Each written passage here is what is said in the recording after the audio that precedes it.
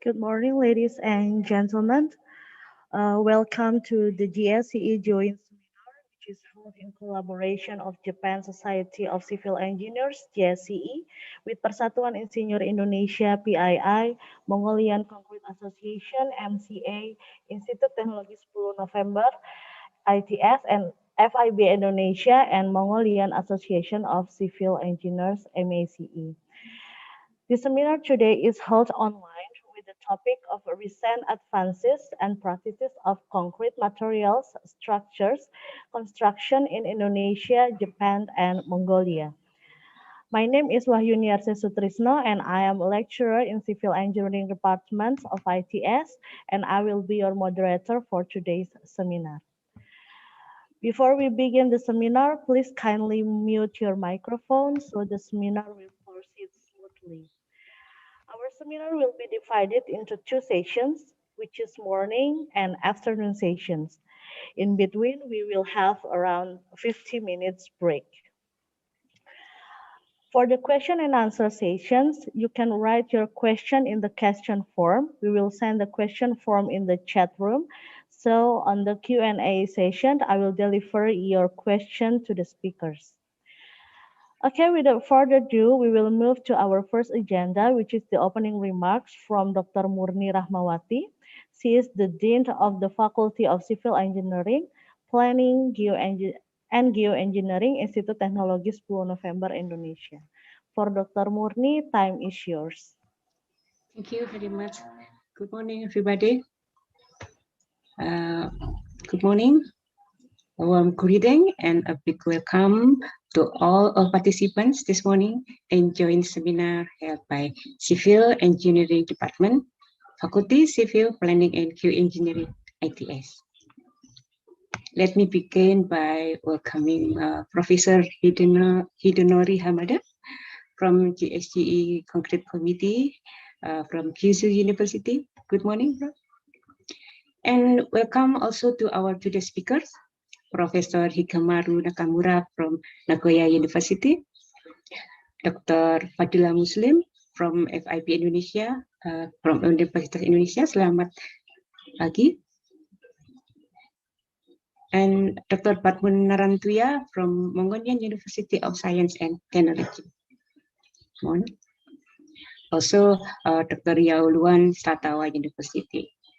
Good morning.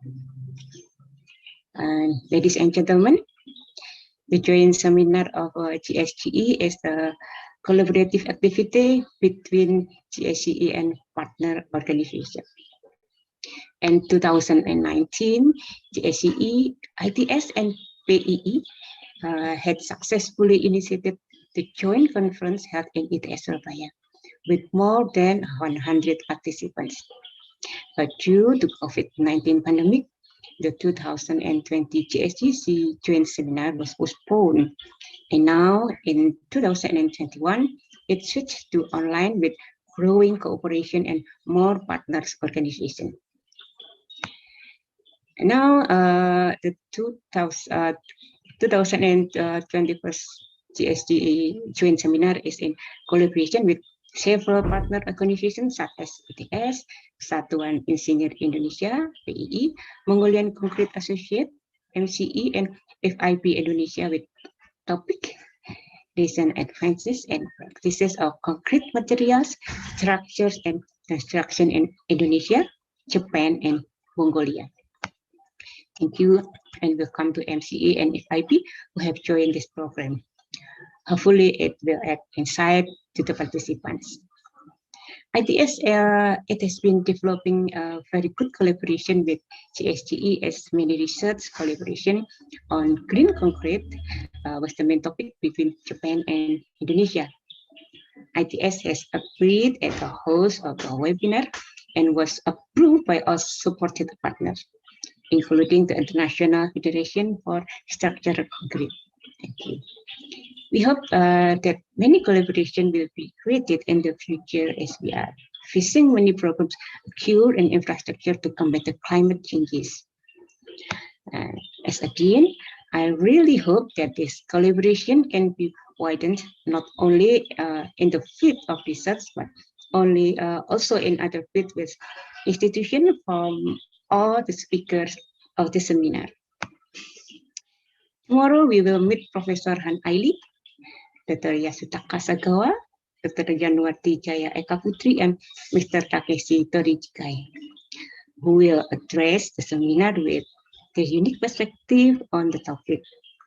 And thank you very much for Professor Hidenori, also all speakers, all participants, and last but not least, I also would like to thank our joint seminar committee. Thank you very much. Happy seminar. I hope it is useful, and I also hope we are always in good health. Thank you very much once again. Good morning. Good morning. Thank you, Dr. Murni, for the opening speech. Thank you. Next, we will move to our next agenda is the opening remarks from Professor Hidenori Hamada. He is the GSCE's Concrete Committee and professor from Kyushu University, Japan. For Professor Hamada, time is yours. Thank you. Thank you for introduction, Ms. Chairperson. So my name is Hidenori Hamada from Kyushu University, Fukuoka, Japan. So I'm a chair of subcommittee on international affairs in Concrete Committee of JSCE, Japan Society of Civil Engineers. So as a representative of JSCE Concrete Committee, I would like to give an opening addresses. So I prepared a small PowerPoint file for this opening address. So I would like to share my PowerPoint file. So please wait for a moment, please.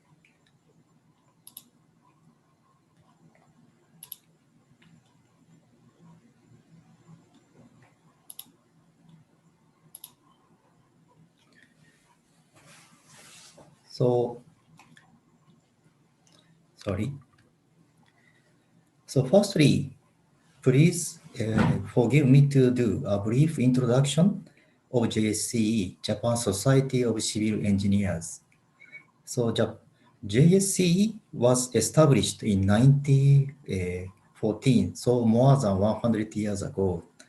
So JSCE has done and be doing the mission for scientific exchange among members, promotion of science and technologies relating to the field of civil engineering. So initially, with 443 members, it started, and presently members are almost 39,000. Sorry. So Concrete Committee was established at the same time. So present chair of Concrete Committee is Professor Takumi Shimomura from Nagaoka University of Technology in Niigata, Japan. Very sorry. Every 40 months, January, May, October, newsletter of Concrete Committee is published in JSCE website. This is URL for the newsletter. If somebody are interested in, so please access to the website of JSCE site.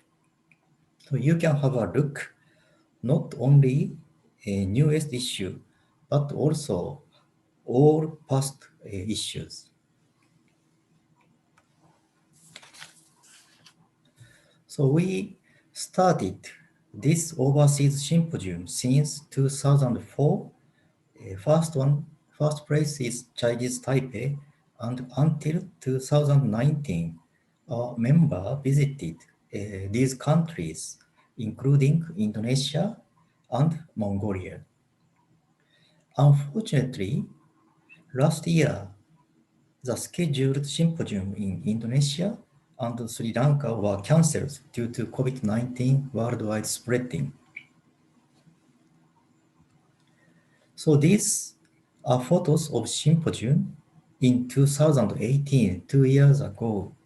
So left side is in Indonesia, Surabaya, and right side is in Mongolia, Ulaanbaatar. So unfortunately, this year we are now having online, but in after the COVID-19 spreading, we hope to meet again like this one. So we are doing overseas symposium. Firstly, to introduce JSCE activities, to introduce a Japanese standard specification of concrete structures, also to have a discussion and exchange our knowledge on recent concrete development, and finally, to develop good partnership with many countries, especially for young generations and engineers in 21st centuries. So lastly, I would like to express our sincere thanks to Professor Han, Dr. Yani, Dr. Nia from Indonesia, Dr. Luan from Japan, Saitama University, for their great contribution to preparing this symposium. And also Dr. Naranchia from Mongolia for joining us this symposium as a presenter. Also, I would like to express finally sincere thanks to all presenters and participants. So for Indonesian, terima kasih. For Mongolian, bayar rara. For Japanese, arigatou gozaimasu. And for all, thank you very much. Thank you. Thank you, Professor Hamada, for the speech. Next, we will move to our main agenda, which is the presentation from our speakers. In this morning session, we will have a total of 3 speakers, and the question and answer sessions will be held after all speakers finish delivering their presentations. So our first speaker is a Professor Hikaru Nakamura from Nagoya University, Japan, and he will deliver his presentation entitled Infrastructure Health Report of JSCE, Action to Get Understanding and Cooperation of the Citizens. I will share the CV of Professor Hikaru Nakamura. Professor Hikaru Nakamura is from Nagoya University, Japan.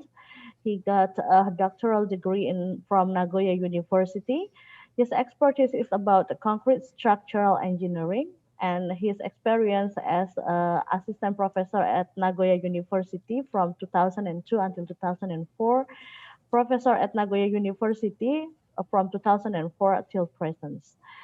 Her patents is more than 2,150 papers in academic journals, and he also get awards, best paper awards in GCI in 2020, Infra Maintenance Grand Prize, Minister of Education, Culture, Sport, Science, and Technology in 2019, the award JSCE in 2019, and Meritorious Date Award GCI on 2019. So without further ado, for Professor Nakamura, you have 30 minutes to deliver your presentations, and I will remind you 10 minutes before the time is up. So to Professor Nakamura, time is yours. Okay, so, good morning and good afternoon, ladies and gentlemen, and thank you for introduction of the very kind my CV. So I would like to share my presentation files.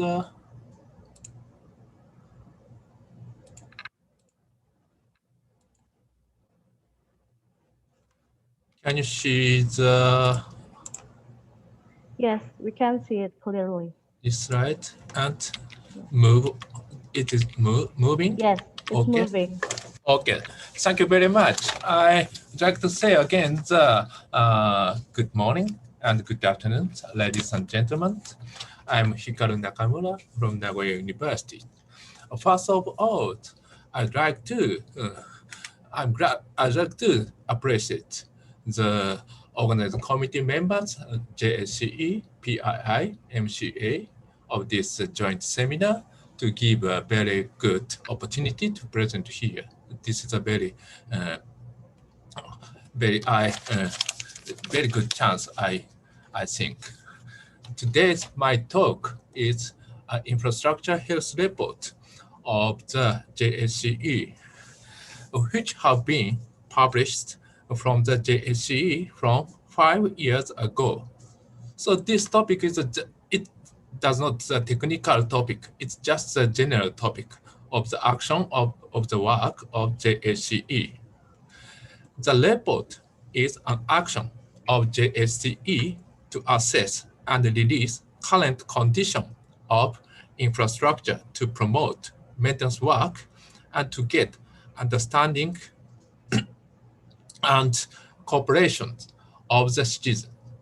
So I'm chair of this committee on health assessment of infrastructure. So I'm going to explain about this report contents and the related topic.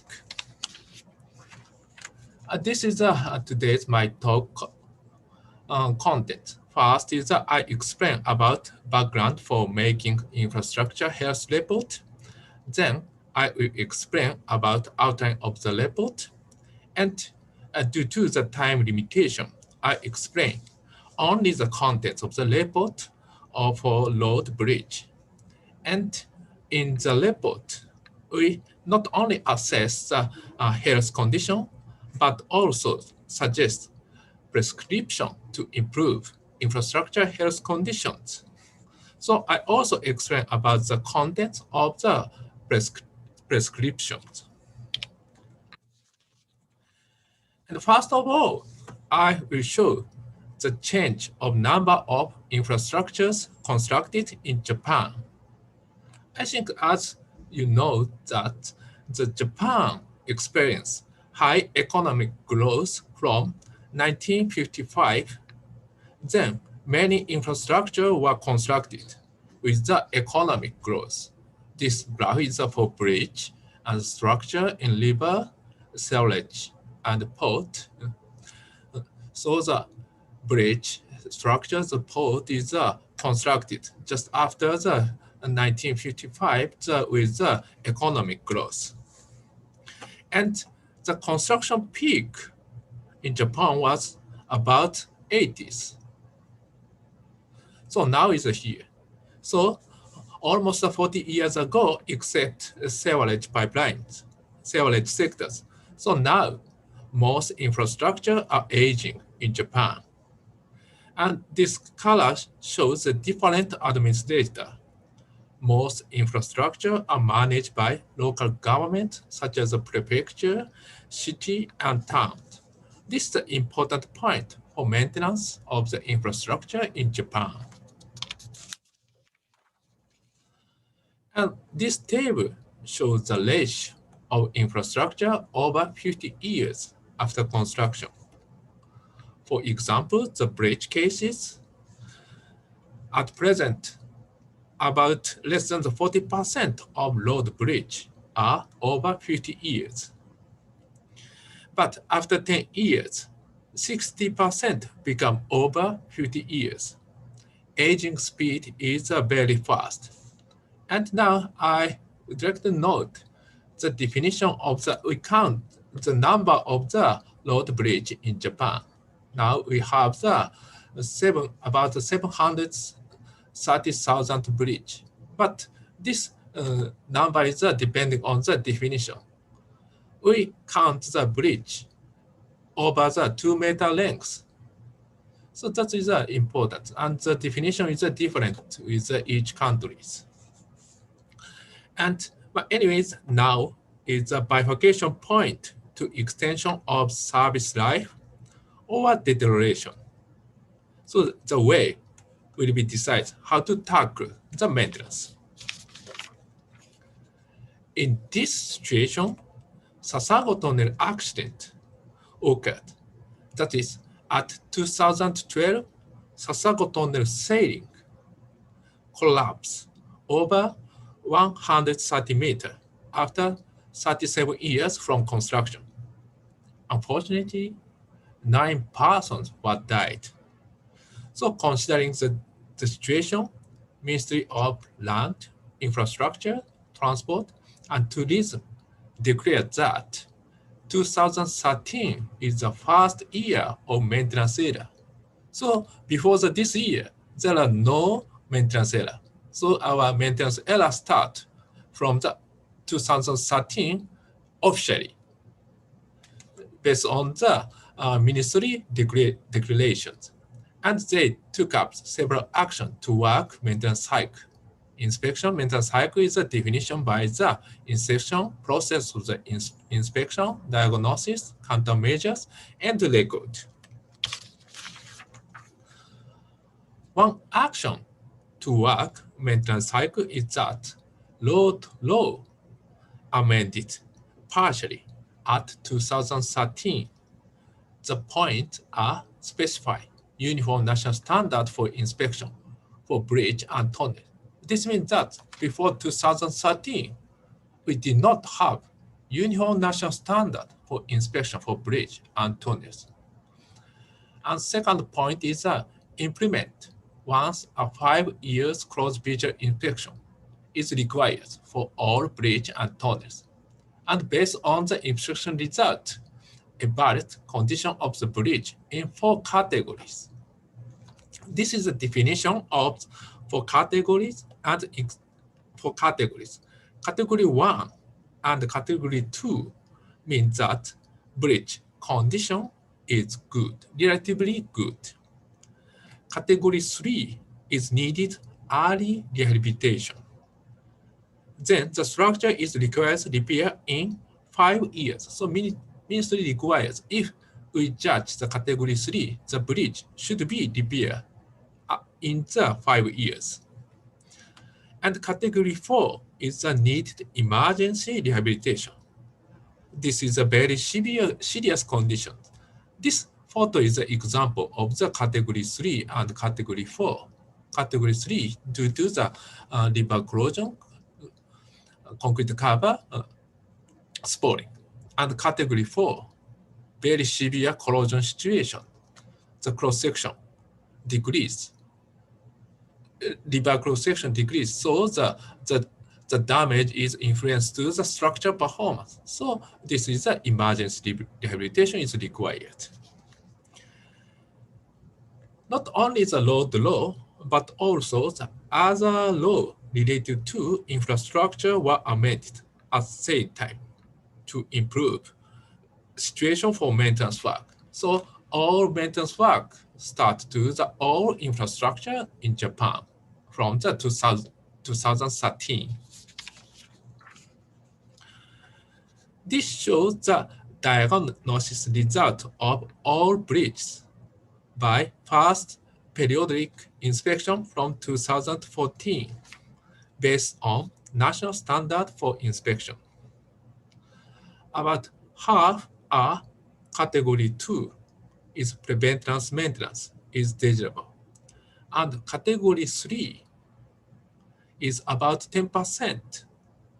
But this graph shows the ratio of category 1 to 3 depending according to the age of the infrastructures. The number of the category 3 is increasing, depends on the aging of the structures. So from the result, early detection of damage is important in inspections. And the number of category 4 that emergency rehabilitation is required is about 700 bridges, and about 90% are managed by municipalities. Therefore, maintenance in local region is important. At the same time, JSCE also implemented the action for maintenance.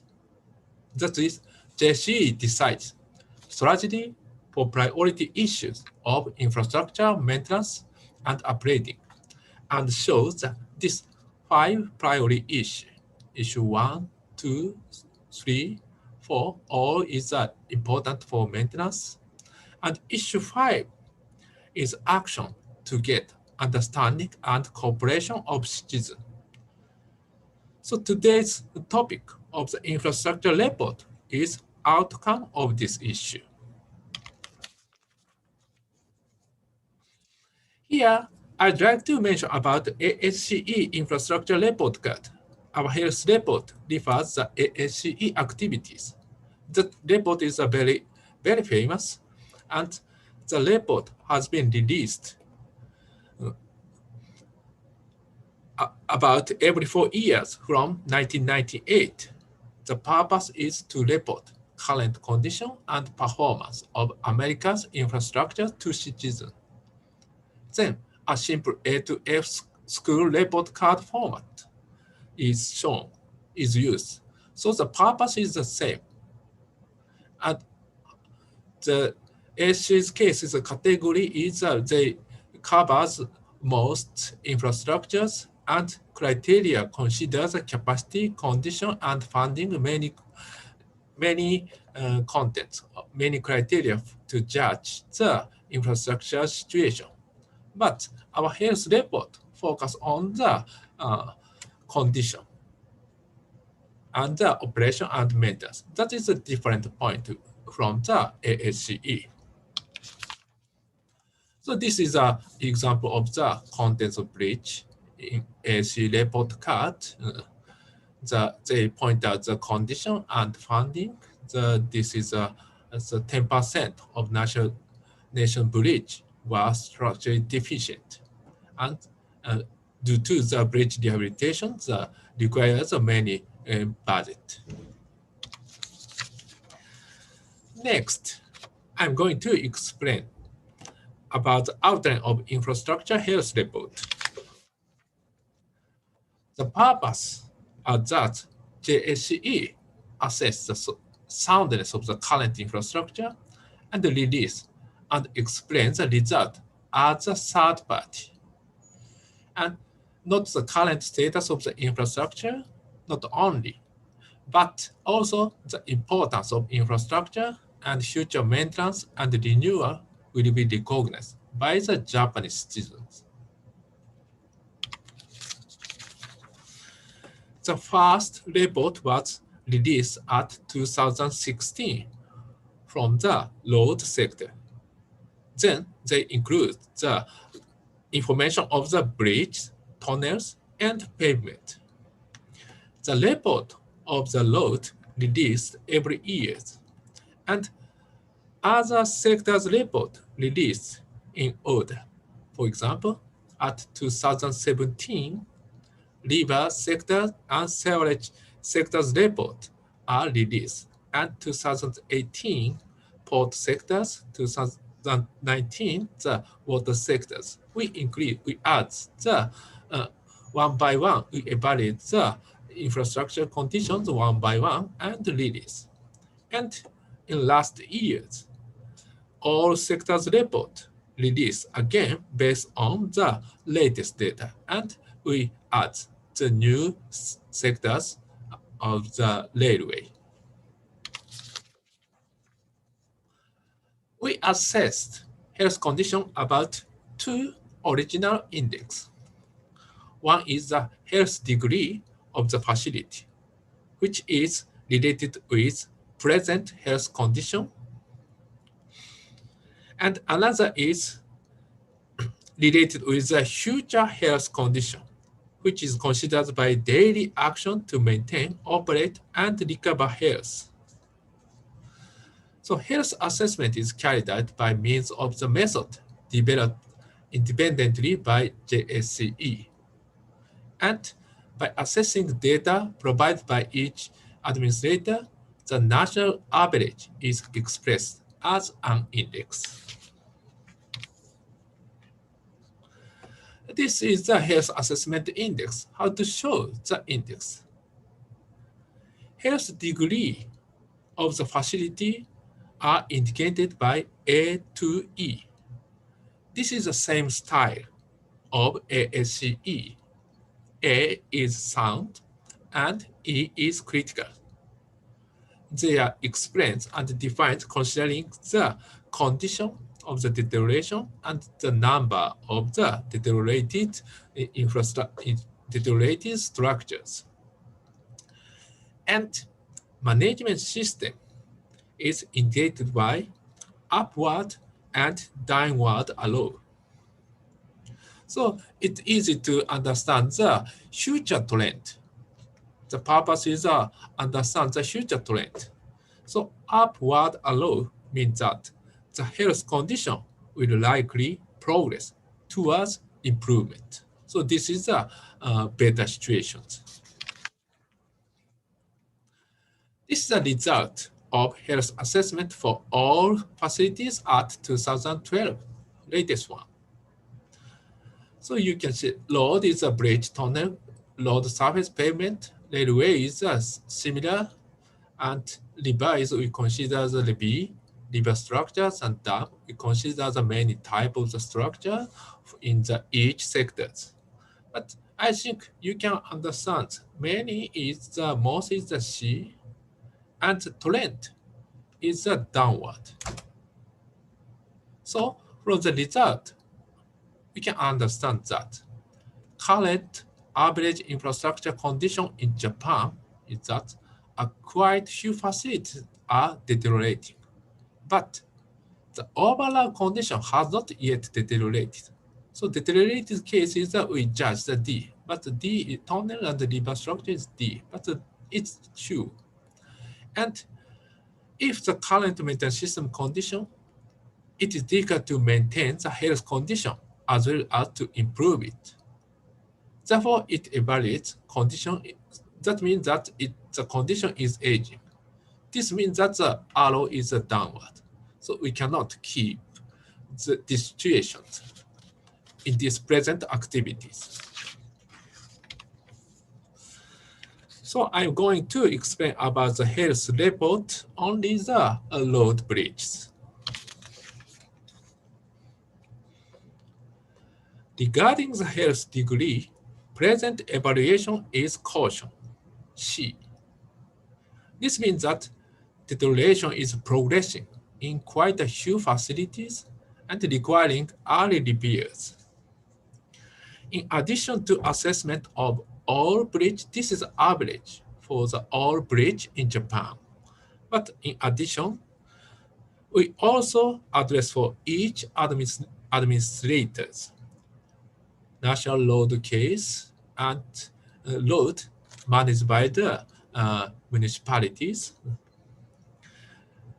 You can understand that the condition in local area, such as managed by prefectures and municipalities, is poorer than the national road and urban expressway. So from the result, we can discuss and describe that percentage of deteriorated bridge is lower than initially expected by experts. Now it's about 10% bridge are required early rehabilitation. But before to inspect the all bridge in Japan, some experts estimate many bridge already deteriorate, but the result is just 10%.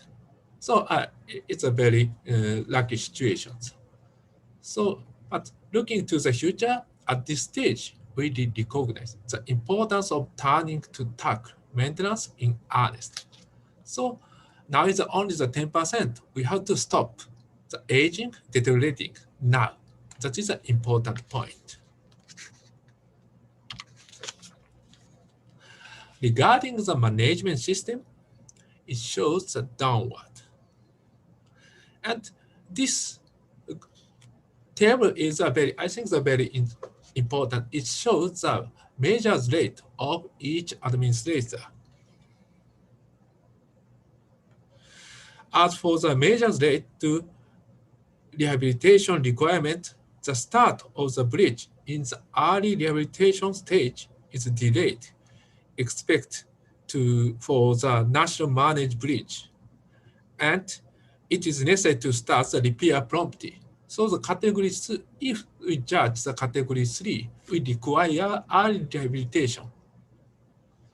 National bridge, maybe more than the half is already repaired. this situation is okay, but the local areas bridge is does not try to implement the repair work. So that is a problem. So if we don't repair soon, the deterioration, we cannot stop the deterioration.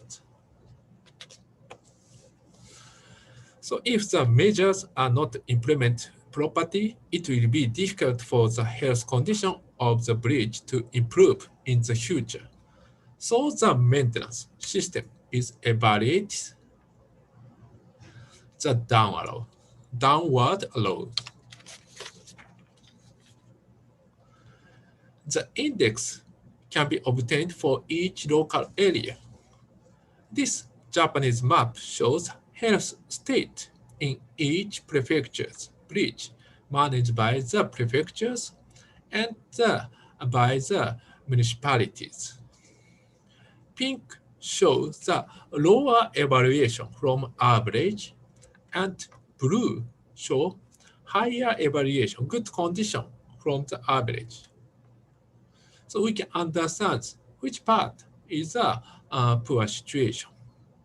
And from these results, it is important for residents and each administrator to understand the difference in health condition.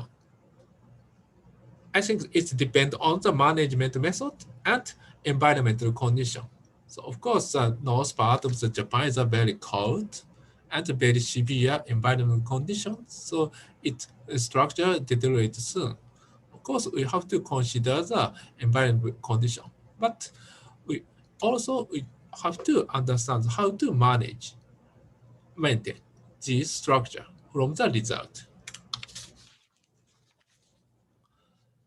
Next is prescription to improve infrastructure health conditions.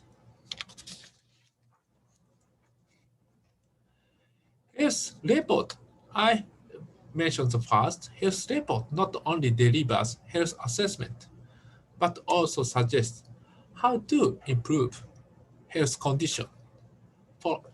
And then the following 3 points are pointed out as main menu of prescription. First is that system and budget for maintenance. Second, implementation of appropriate and effective inspection, diagnosis, and countermeasure. So appropriate maintenance cycle is important. Continuous maintenance cycle is important. And development of effective and efficient maintenance technology. Regarding the first main menu, such as that is the system and budget for maintenance, it is important to establish a system and build a management method and develop human resources to efficiently maintain and manage while securing necessary budget during a long period. In particular, it is necessary to promote preventive maintenance and to develop a maintenance industry as an economic activity.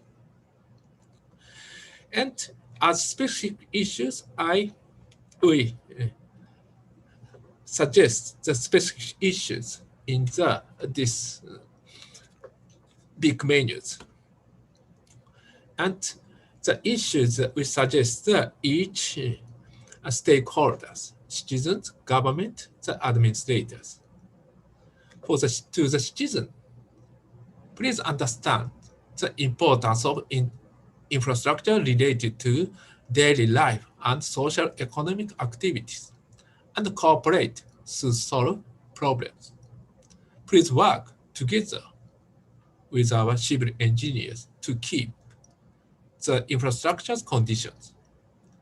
And to the government, establish a system that enables continuous financial support to carry out appropriate maintenance cycle. Maintenance cycle is many cycles. We have to do the continuously and implement improvement of the contract system to develop maintenance industries. And to the administrators, make a long-term plan, not only for the budget, but also for the human resource development and securing human resource. I explained related topic of these specific issues. This table shows government estimation for maintenance cost.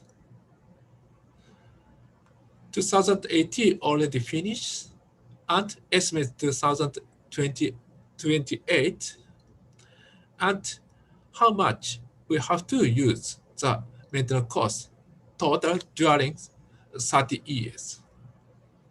This is the road sector's case, river sector, storage and port sectors, and government estimates are all infrastructures. Total maintenance cost during 30 years for all infrastructure is about 200 trillion JPY, Japanese yen. This is translated to about 2,000 billion United dollar. Very huge money. But this value is for preventive maintenance.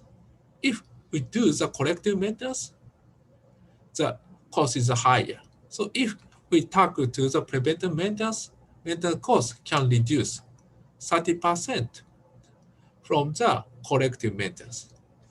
So anyway, we have to consider how to keep the budget for maintenance and how to reduce maintenance cost.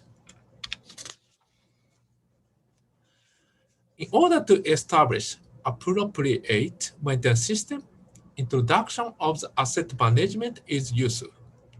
This figure is the definition of the ISO of the asset management.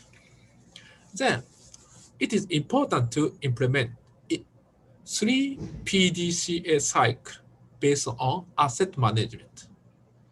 Small PDCA cycles, it includes inspection, diagnosis, countermeasures. Is to make repair plan for a single year and carry out repair work. The cycle is about the maximum is 5 years. And minimum PDCA cycle is for developing medium-term budget plans and structured repair plans. So we consider the plan of the 10 years, 20 years. This is a medium term. And also we have to consider the large PDCA cycle. It includes plan for extending service life. And it determines asset repair scenario and budget levels for them from the long-term consideration. We use the infrastructure very long term. So the plan also long term as well as the life of the infrastructure. So that this plan should be more than the 30 years or the 50 years. And now the many administrator is making the long-term plans. Next is regarding to the action and cooperation with citizens. Now, I would like to introduce the action of Professor Iwaki, Nihon University. Example of his action are toothbrushing of bridge by local residents and naming of bridge by elementary school students. Similar with toothbrushing, to us, daily action is important to keep our health conditions. Bridge brushing can prevent water attack. Main reason of the deterioration of the concrete structures and steel structure is the existence of the water. Water is influenced to the conditions related to the many damage topic. So the brushing is a good way to reduce the effect of the water. And this is all person can work to prevent water attack. And naming is case if please consider this image that if students name bridge, they will take care of the bridge condition every day. They walk on the bridge from the home to school, and every day they check. This is a good inspector for the bridge. Regarding the human resource development, I would like to introduce example of engineer education at my university, Nagoya University. In order to develop inspection technique and training inspector, old and deteriorated concrete and steel bridge were collected and installed at Nagoya University. We construct the bridge using the used and deteriorated bridge. So you can understand the size. This is just the same size with the real bridge. So by using these facilities, engineer can experience similar inspection with practical field in the university. And not only bridge, but also the bridge part with typical deterioration are displayed: joint, bearing, side walls, and piers with ASR. And this shows the training scenes. It's a work inquiry of the void, how to hammer how to do the hammering to catch the void. This is a training inquiry of river. They are using the electric magnetic wave reader and sketch of the crack, and they try to rope work. So all they experience all work in the maintenance as the real situations.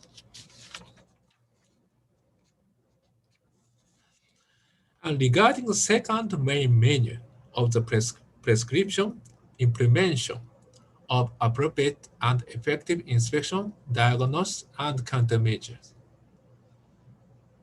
So related to these measures, it is necessary to change the point of maintenance from inspection, diagnosis to repair, retrofit. So we already finished first inspection and diagnosis. So our phase have to change to focus to the countermeasures and repair and retrofit of the damaged, deteriorated structures. It is required that deteriorating facility at present should be implement prompt measures and switch to preventive maintenance.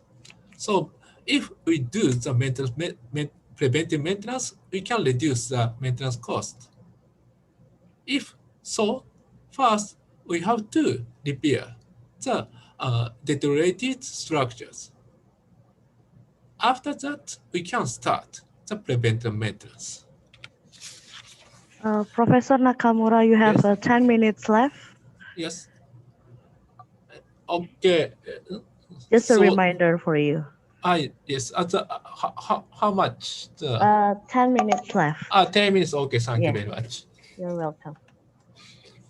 So regarding the third main menus, development of the effective and efficient maintenance technology. It is necessary to reduce maintenance costs and long-term social burden through the preventive maintenance and technological innovations. In the inspection work, now the close visual inspection is required. That is the condition of the structure is invested by the palpation and hammering method near the place, like this one. However, this method requires scaffold or the vehicle for work at height, and many inspectors and knowledge and experience of the inspectors and costs. Therefore, new inspection method is developing and adopting to reduce the cost and human resource using this region and robotic technologies. I saw that from now, I would like to introduce briefly the several new technology for inspections. So utilization of the many robots has been examined for accurate, easy, and low-cost inspections. This is an example of the utilization of robotic camera. Many types were developed for preliminary survey with the optium technique. Combination with the robotic technologies. Moreover, automatic detection and sketch of the crack. This case is larger than the 0.05 millimeter crack is automatically sketched from the digital image combined with AI technologies. This is an example of the utilization of UAV. Many types of UAV were developed considering the safe and stable fly. Several techniques such as the hammering, digital camera, and so on were combined.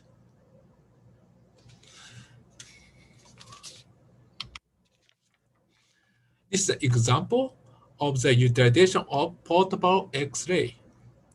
The method, this is a system of the portable X-ray.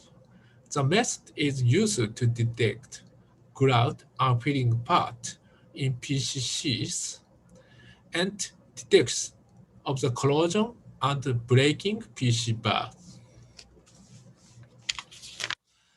So I'm going to show the video of the flying inspection robot that can tap and observe the bridge. This robot was developed by co-research with private company, Nagoya University, and other universities. Sorry that I don't have the English videos and only the Japanese. But I think you can understand the image of this flying inspection robot. そして点検箇所のあたりまで近づいたらドローンを飛ばし、橋梁の裏面に揚力で張り付きます。It flies and touches the bottom part of the bridge, gather and move そしてタイヤで移動しながら by 付属 tires. のハンマーで打音検査しながら And this is they have the piston for the hammering.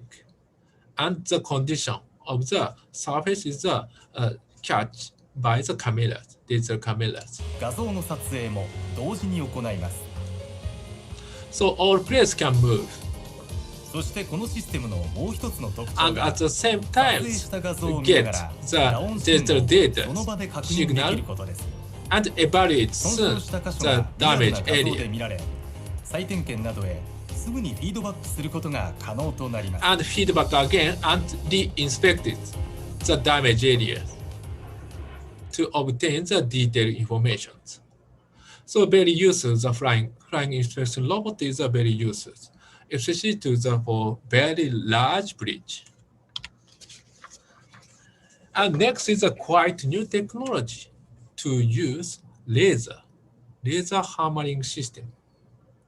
This is a situation where laser hammering is performed in the tunnel structures. Blue, white is the laser to move,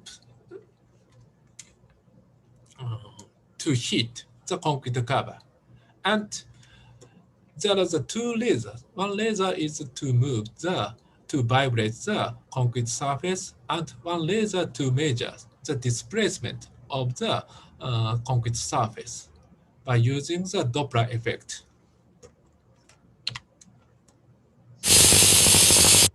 Oh, sorry.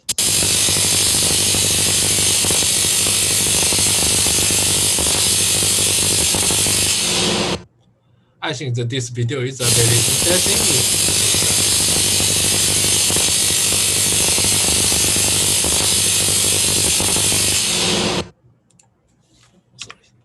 So the feature is concrete surface is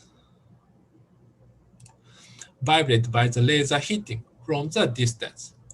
And it is possible to hit specific part with high density, and that is obtains small vibration displacement as a concrete surface instead of the sound and acceleration. This is quantitatively data. So I explained health assessment result and prescription to improve the health condition. But there is a point that we must never forget. There are many facilities, also sound, but do not have the basic physical capacity due to underestimation at the design stage. However, in view of effects such as the frequent occurrence of the earthquake and the increase in torrential rainfall in recent time, this situation is far from ideal. Check of physical capacity and urgent improvement are indissoluble. So this health report release only the health condition.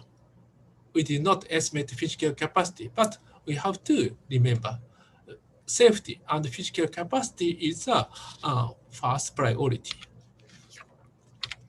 As a conclusion, in order to continue appropriate maintenance work, we have to keep budget. Then understanding and support by citizen and important. So the budget is based on the tax. So engineers tackle to reduce maintenance costs by technology development. And the future plan of this health report, health assessment will be carried out for overall infrastructures. And sorry, now is we write down only in Japanese. So now we are trying to translate in English. So I will open at the website after the translation soon. Thank you for your kind attention. Thank you. Thank you, Professor Nakamura. Very interesting topics and very interesting presentations. Now we will move to our second speaker, Dr. Fadila Muslim from FIB Indonesia and Universitas Indonesia. She will talk about the influence of reinforcement spacers on a concrete durability and microstructures.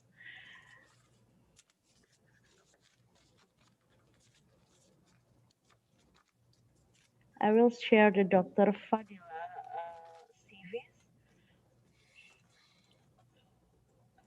So, Dr. Fadila Muslim is a lecturer at Universitas Indonesia.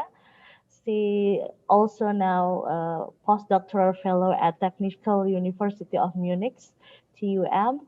He finished doctoral degree at Imperial College London, UK on 2018. Her expertise is concrete durability, concrete technology, and microstructures. Experience is a teaching assistant at Imperial College London in 2014 until 2018. Her awards are projects. First is TUM University Foundation Fellowship in 2020, and shortlisted participants at the ASEAN Gene Forum in 2019, Imperial Tsinghua Fellowship International Doctoral Summer School, and the Indonesian Endowment Fund Education LPDP Fellowship. So without further ado, for Dr. Fadila, time is yours.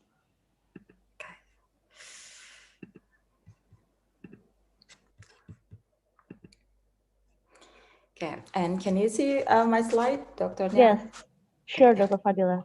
You can sure. Yeah.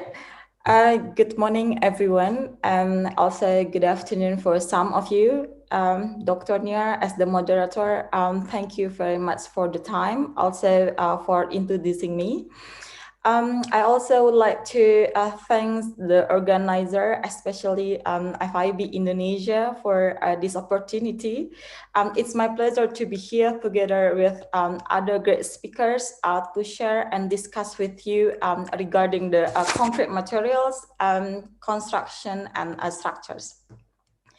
So in this opportunity, as mentioned by the moderator, also you have already seen here in my first slide, I would like to talk about reinforcement spacers. So how the presence of spacers will affect the durability and microstructure of reinforced concrete. So actually, currently I've been doing research on different topics of concrete materials, including reactive powder concrete or ultra high performance concrete. Also on the pervious concrete for pavement.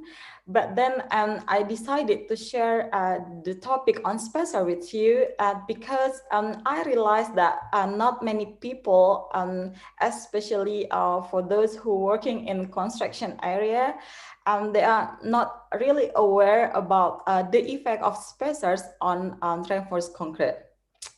So I started doing this research since 2014, and when I joined Imperial College for my research. And currently we're still working on it, and especially for the publication. And some of my colleagues still continuing doing this research. So yeah. So this is my educational background, which already mentioned by the moderator.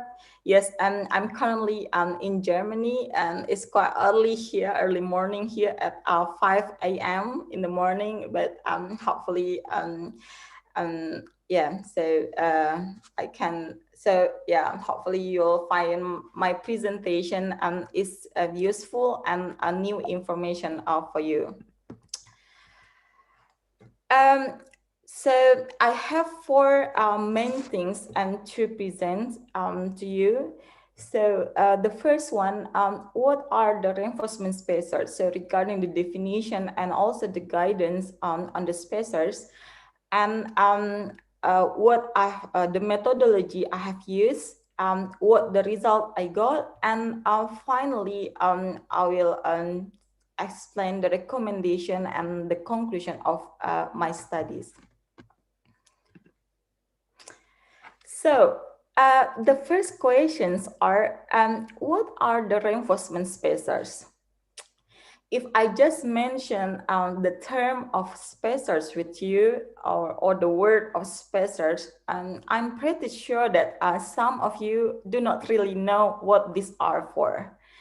So yeah, so here are the some example of what we call reinforcement spacers. In other country, they use other terminology such as bar support, steel supports, bolsters, dowels, and also runners. And in Indonesia, we say sometimes it's tahu beton. Yeah, that's what we call reinforcement spacers. So the spacer here are actually very important component of reinforced concrete. They are actually used to support this and hold the reinforcing steel in the right position and ensure the required concrete cover between the reinforcement and formwork is achieved. So it's generally made of different materials, such as here cementitious materials or steel wires. Also can be made of plastic, as you can see here in this figure. Speaking of guidance or standards, there are not actually many standards exist over the world, focusing on the reinforcement spacer. Here, the standard that we found so far, starting in 1989, so Concrete Society Report 101, Spacers for Reinforced Concrete, and then there was a British standard in 1997, and then the new one in 2001, British Standard 7973, about spacer and chairs for steel reinforcement and their specification. And ACI also has a specific standard on reinforcement spacers. DIN here is in Germany, and CSA is actually in Canada. I have to say that Unfortunately, there is no specific standards exist in Indonesia. I'm not really sure in Japan or Mongolia whether you have a specific standards on reinforcement spacer or not. So, so actually, before 1989, just before the first standard exists, people normally use different materials, such as here made of brick, and then made of stones, wood, and even side-made mortar block like this. So yeah, so for those working in the construction area, I know in Indonesia especially, I'm not really sure again in Japan or Mongolia. So well, in Indonesia, we still use the spacers made at site. So actually, in other countries, it's not longer allowed to use the site-made mortar block. It's even already before 1989, just before the standard exists. So why we cannot use this, the mortar spacer made at site? So I will explain to you later. So here again, there are a different shape of spacers and also different materials, such as here there is a plastic spacers, we say a spacer tower and the shape of wheel, and also there are like a bar spacers like this, either made of cementitious or continuous wire. So why they have a different shape of spacers? So actually it really depends on the type of concrete elements. So for example, if we want to make a column, we normally use this type of spacer, like a wheel spacer. Or if for slab, for example, it's normally we use cementitious line spacer like this, or the continuous wire chair. So it really depends on the type of concrete elements of reinforced concrete. Yeah, so this is the standard, the British standards focus on spacers. So there are two. Part one, and it's a product performance requirements, and then the second, so British standard 79732, it's a focus on fixing and application of spacer and chairs and tying of reinforcements.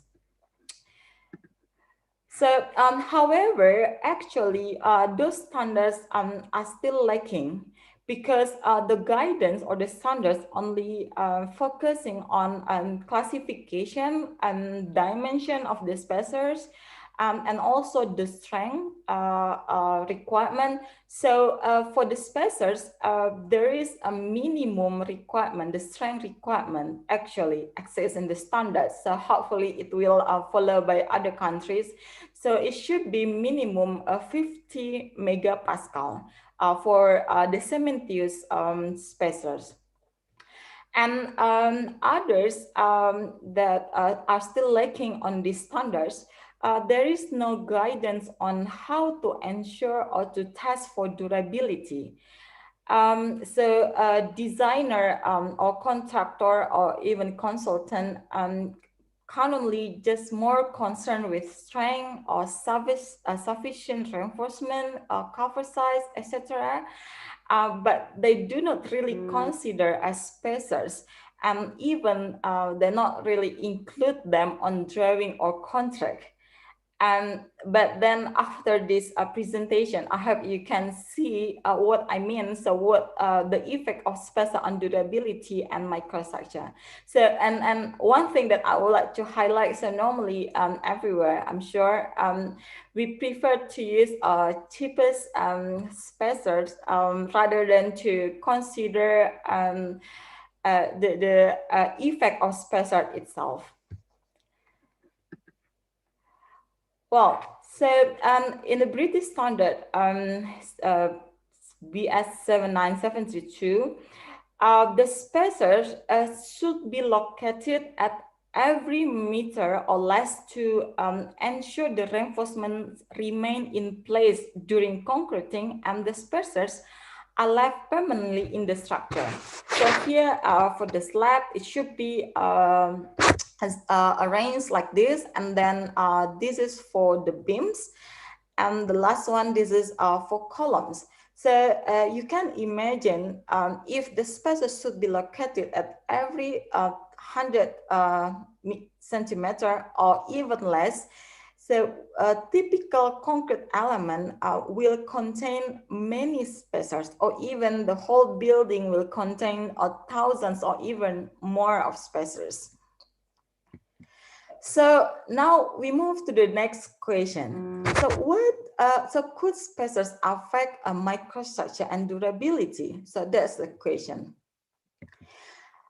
Here are the cross-section of concrete specimens containing the left side is a plastic spacer and this one is cementitious spacer. Here, when we talk about durability, actually it's about how to avoid aggressive species such as oxygen, chloride, carbon dioxide, and even water and sulfate, etc. Flow through the concrete cover from the exposed surface, because we really want to avoid the corrosion will happen or occur at the reinforced concrete. So in other words, durability is the ability of the concrete to survive the environment to which it's exposed. So there are many different mechanisms for aggressive species can go through the concrete, including diffusion. This is due to concentration gradients, due to permeation, pressure, due to pressure gradient, absorption due to capillary suction, and also migration is due to a potential gradient. So theoretically, the aggressive species can go through the concrete through the pore microstructure. It means the initiation of corrosion is controlled by transfer of aggressive species through the porosity of the concrete. So actually, this is how the microstructure looks like for the normal concrete, which the compressive strength of less than 35 megapascal. So you can see here how porous the concrete are. So the black color, this is indicate the porous. So this is where the aggressive species can go through the concrete and then finally achieve the rebar or steel reinforcement. Well, then as I told you, what we try to avoid is when the aggressive species achieve the rebar, then it means the corrosion will initiate. So by the time the corrosion will propagate and cause the cracking or even spalling of the concrete. So the crack propagation here is strongly related to the accumulation of corrosion products at the steel concrete interface. So bear in mind, so this is just the images of the concrete containing the rebar itself. So how about the spacers? So surprisingly, based on several reports or previous studies, as you can see here, there are like more than 5, but not a lot. Yeah, that not many reports or research focusing on the spacer. But based on these reports, we can see here, even starting from 1994, it says that the corrosion occur at the location of spacers.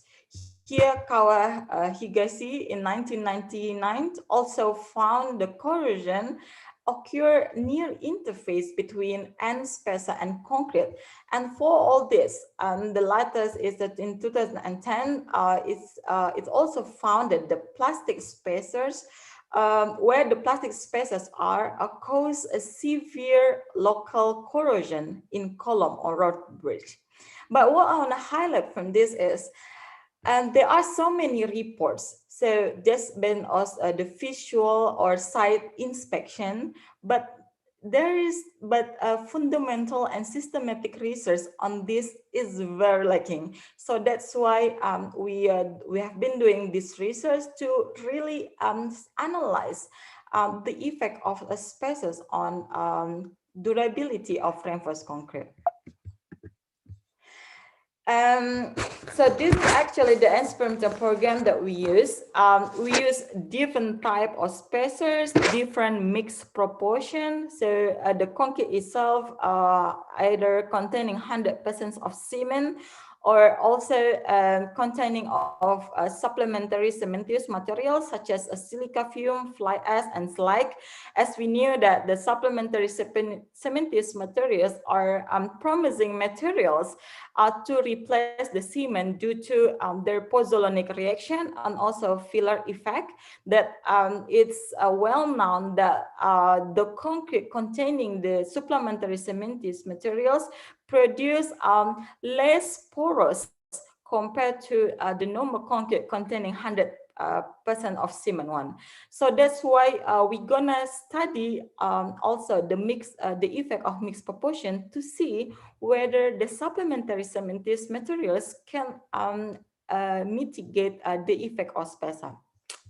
We also look at the different position of spacer, either for horizontal reinforcement or for vertical reinforcement like this. And here are the list of equipment that we use, especially for the microstructure. We use SEM, scanning electron microscopy to analyze the microstructure. We use the GANS transport. We also use the XRF, X-ray fluorescence, to study the chloride profile of in the reinforced concrete. Okay, so first, let's have a look at the result of the microstructure.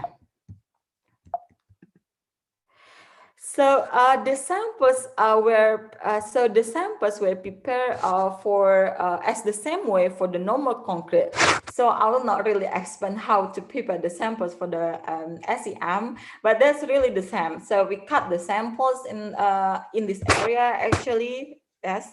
And then we did the epoxy impregnation, we did a grinding, polishing, and then finally we did a coating the samples. And then we scanned the samples under the SEM, and then we got the result like this.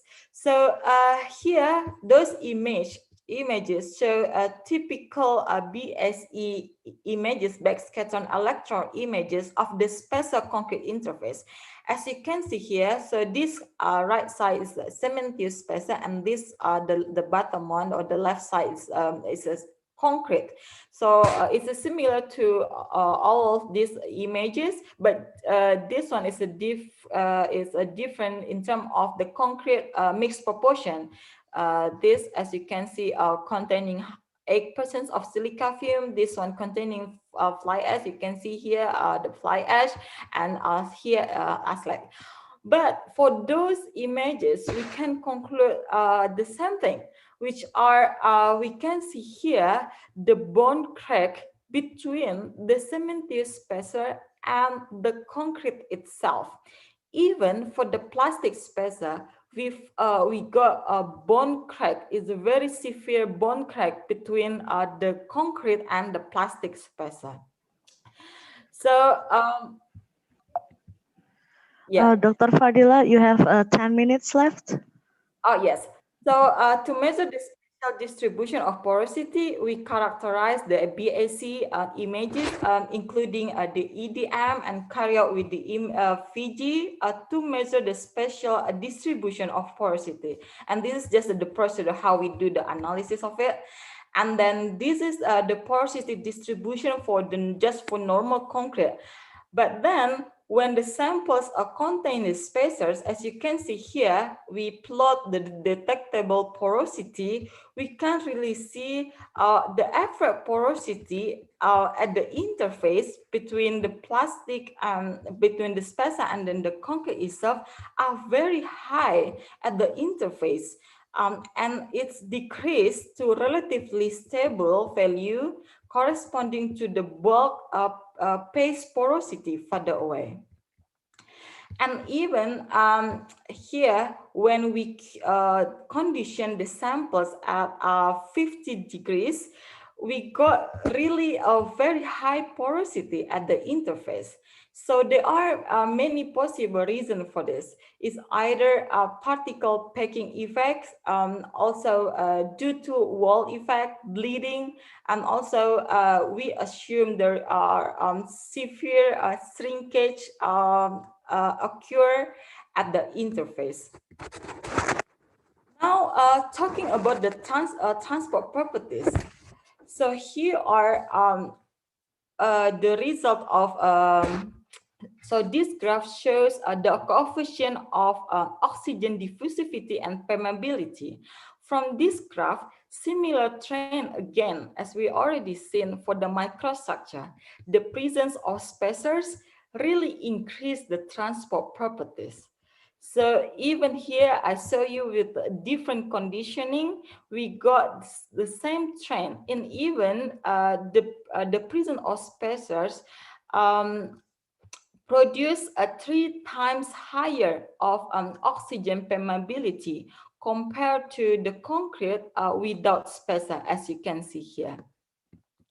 And it's this is a similar as you if you want to see the how the water absorb into the concrete. So again, we can't really see the very negative effect of spacer on the concrete. And also this is for the sorptivity, the same happened to this. And then actually we can conclude the similar trends regardless of binder type, so with or without cementitious SCM, so the results are the same.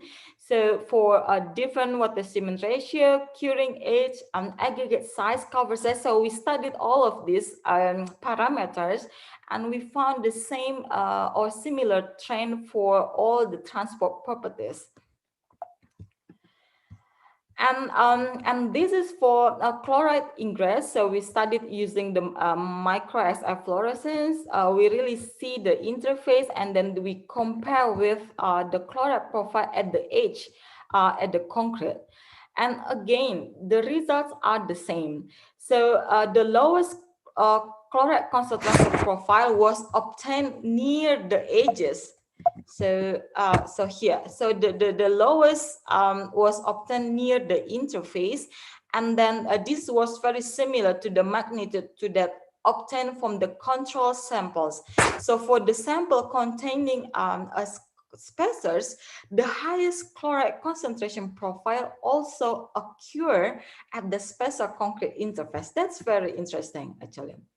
And again, this is actually another transport property that we do is a fluorescence epoxy impregnation. As you can see here, that's a very clear and very obvious already that the epoxy go through the interface between the spacer and the concrete.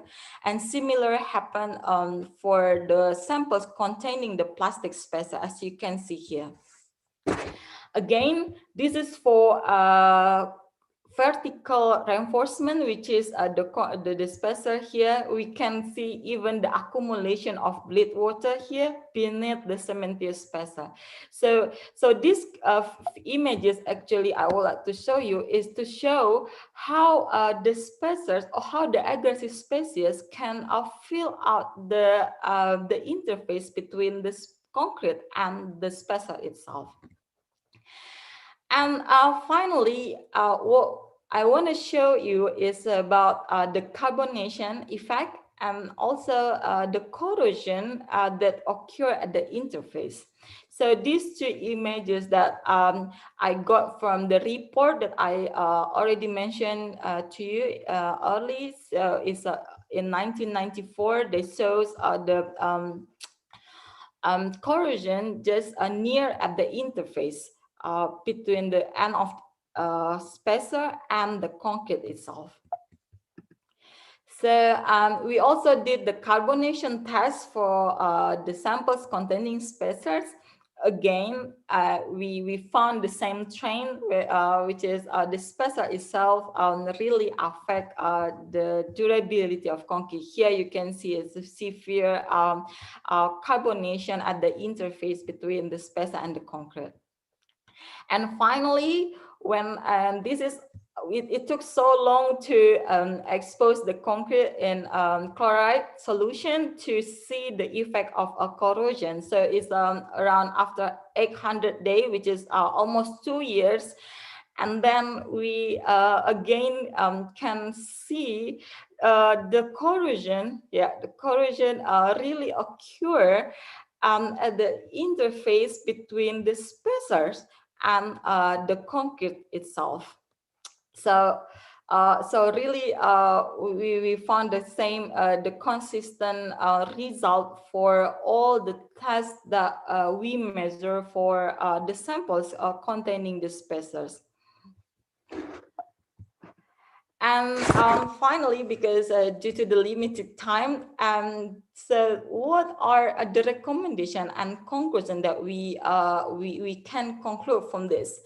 So thickness and quality of the concrete cover are very important factors governing long-term durability of concrete structures, since the concrete or the cover protects the reinforcing steel to protect embedded steel reinforcement against the corrosion. This is actually well known in research and practice. However, the importance of spacers is less appreciated and indeed often neglected, as I'm sure of you here really neglect the effect of spacers. Yeah, this is probably because the spacer itself is very seems small, yeah, and inconsequential. But our study show that such view are incorrect. So for many structures, the location where the reinforcing steel are supported, secured by spacers, are more likely to be exposed experience or a greater exposure to aggressive species or agents that increase the risk of premature corrosion or degradation of the surrounding concrete. So the current standards need to provide further guidance on the materials, especially for the countries. Still there is no specific standard on it. So I really recommend for you to consider these standards to be established, to be discussed, and the standard itself should require performance testing on the spacer itself or on concrete containing spacer in order to ensure the durability requirement. And as I already showed to you how negative effect of spacers are. So regardless of whether the mechanisms are, regardless of the mixed proportion, these spacers really negatively affect the durability of concrete. And that's actually is caused by preferential flow through the porous and micro crack occur at the interface between the spacer and the concrete. So finally, this is the main reference that I use. Thank you very much for your attention. Yes, thank you, Dr. Nia. Thank you, Dr. Fadila. Very interesting topic about the durability and microstructure of concrete with the spacer on it.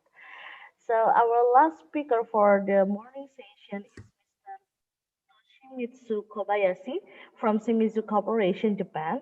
He will talk about the construction project of hydraulic power plant in Asahan Regency, Indonesia. So for the Kobayashi. I will share it. So Mr. Kobayashi Toshimitsu is from Shimizu Corporation, Japan. He got a bachelor degree in civil engineering in 1993 from Chuo University, Japan. He is a professional engineer for concrete industry in Japan. He also authorized a chief concrete engineer and a concrete diagnosis maintenance engineer. His experience is construction in 8 countries, including Malaysia, Singapore, Vietnam, Indonesia, Uzbekistan, Bangladesh, Zambia, and Japan. He also experienced in design and planning in 4 countries, including the United Kingdom, Lithuania, Vietnam, and Taiwan. So for Mr. Kobayashi, without further ado, the time is yours.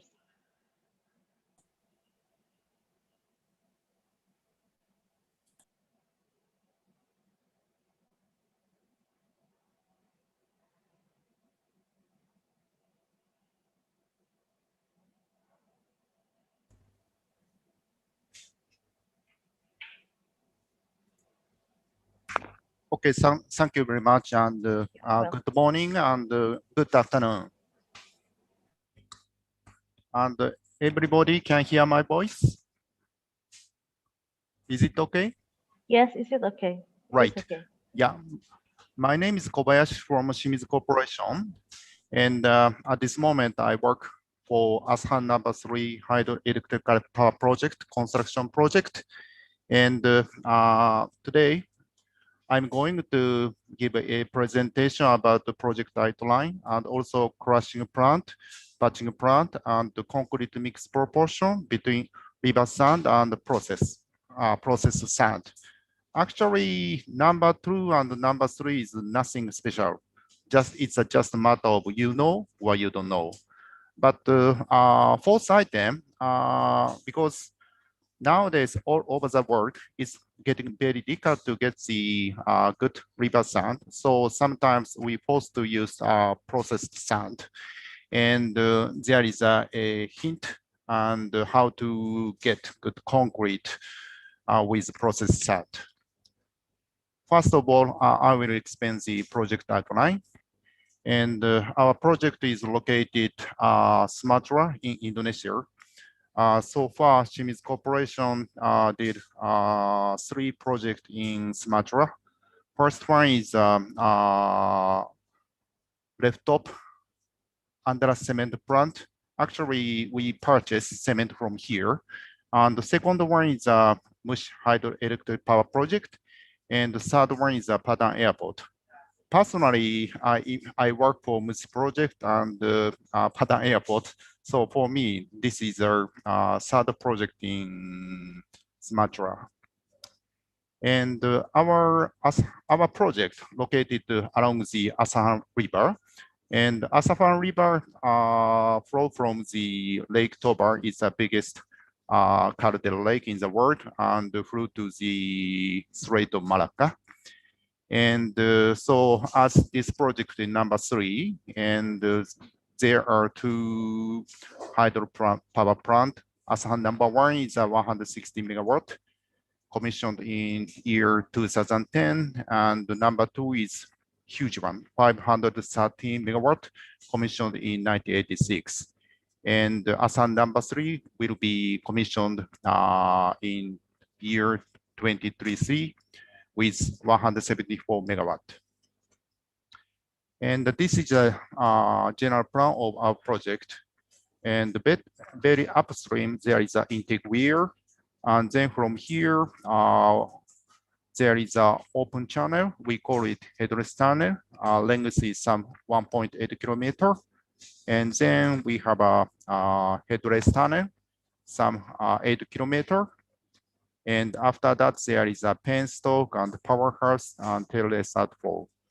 And this plan shows the location of our batching plant and crushing plant as well.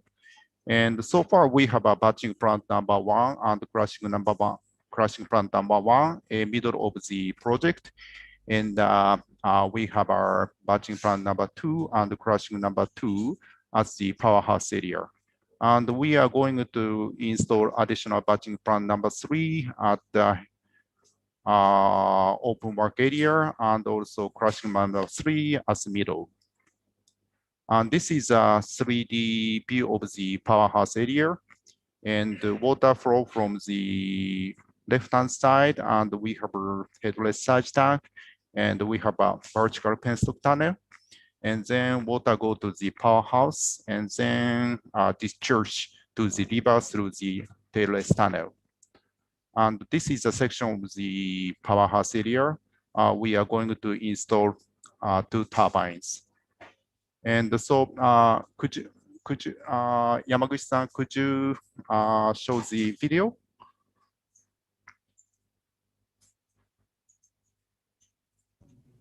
Okay, I would like to play the video from now. Okay, can you see the movie? I think, okay, we can see it.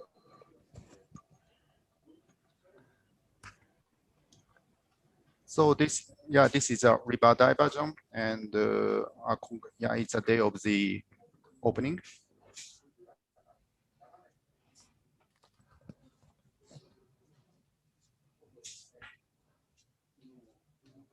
It's a powerhouse.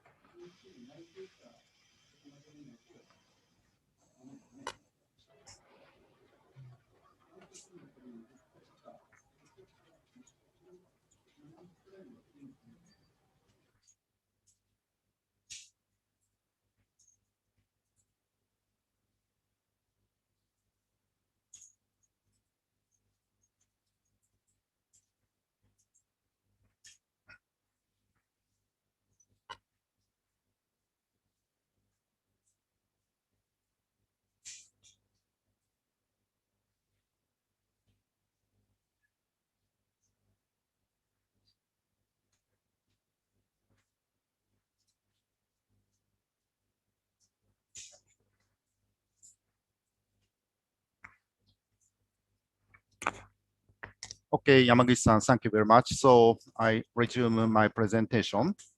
And so now I'm going about talking about aggregate and concrete production.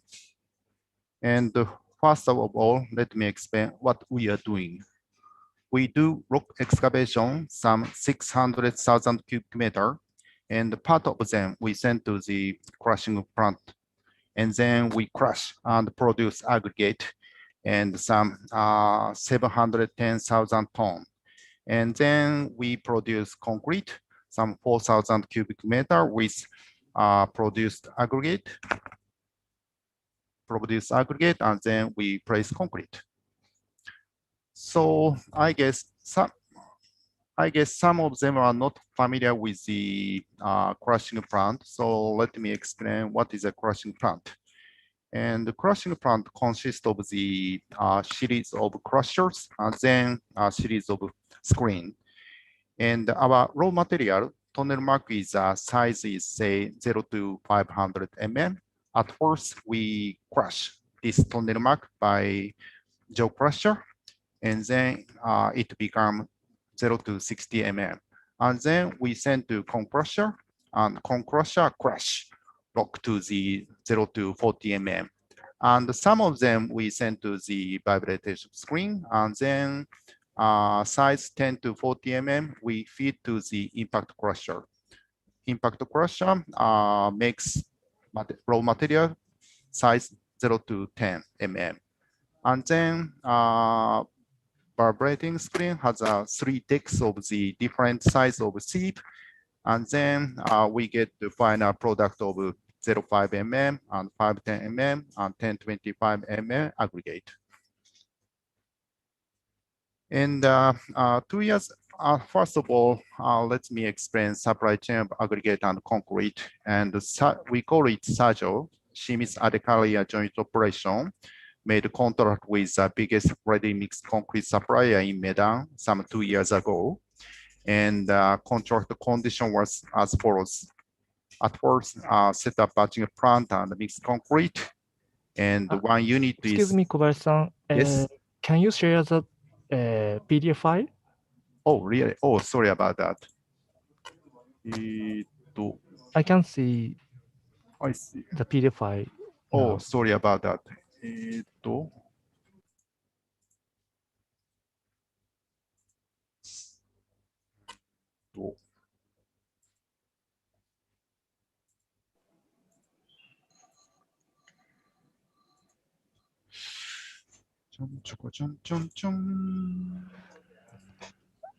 Other people can see the PDF file? Uh, no, I don't see anything right now. I think Mr. Kobayashi needs Yeah, to I try. I share try. something. Okay. Okay.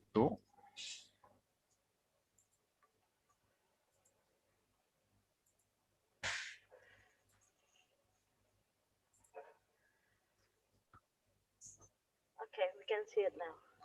So now can you see? Yes, yes. Okay, so sorry about that. And this is our pictures what we are doing. So we do excavation and we crush tunnel muck and produce aggregate and then produce concrete and then place aside.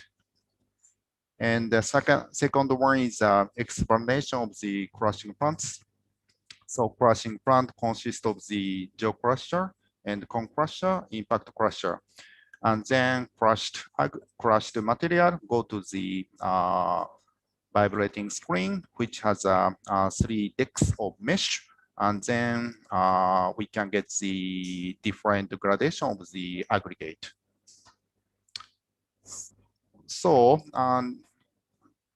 next, supply chain of aggregate and concrete supply.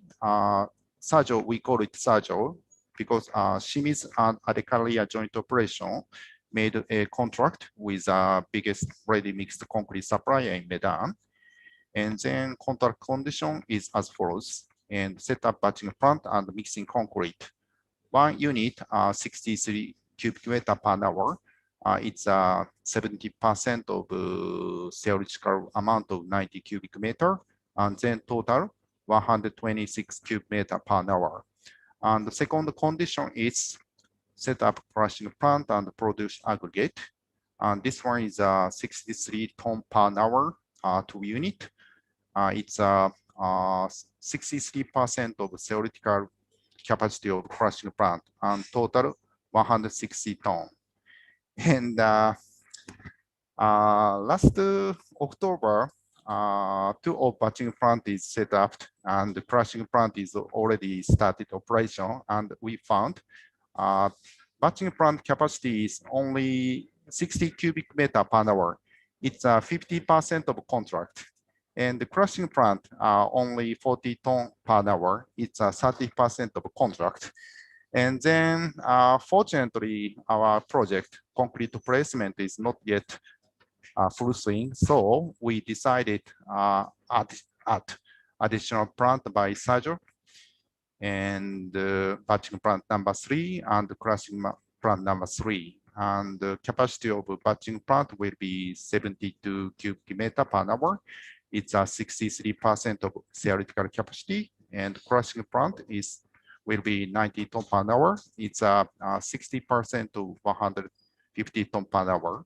And then, so hopefully total capacity will be bigger than our plant amount. So, and when we do planning of crushing plant, we carried out investigation on the crushing plant number 1 and number 2. And then, so we try to find what are setbacks and cause load productivity and how to feed back to the crushing plant number 3. So this is a bird view of the crushing plant number 1. And so here is our feeder and prime jaw, and then go to the second jaw. And then this material go to the screen number 1, and some of them go to crushing plant. And here is our second screen, and some of the material go to the impact crusher, and we can get 0.5, 5, 10, and 25. And now I will explain what is the setbacks on this plant. At first, there is no small material removal system from tunnel mark, and it caused 5 mm mesh is clogged. And the second one is jaw crusher is too small. And the third item is amount of raw material to cone crusher is not enough. And the fourth one is location of 5 mm mesh, and which is located lower deck. And the fifth one is system itself, and the sixth one is against rain.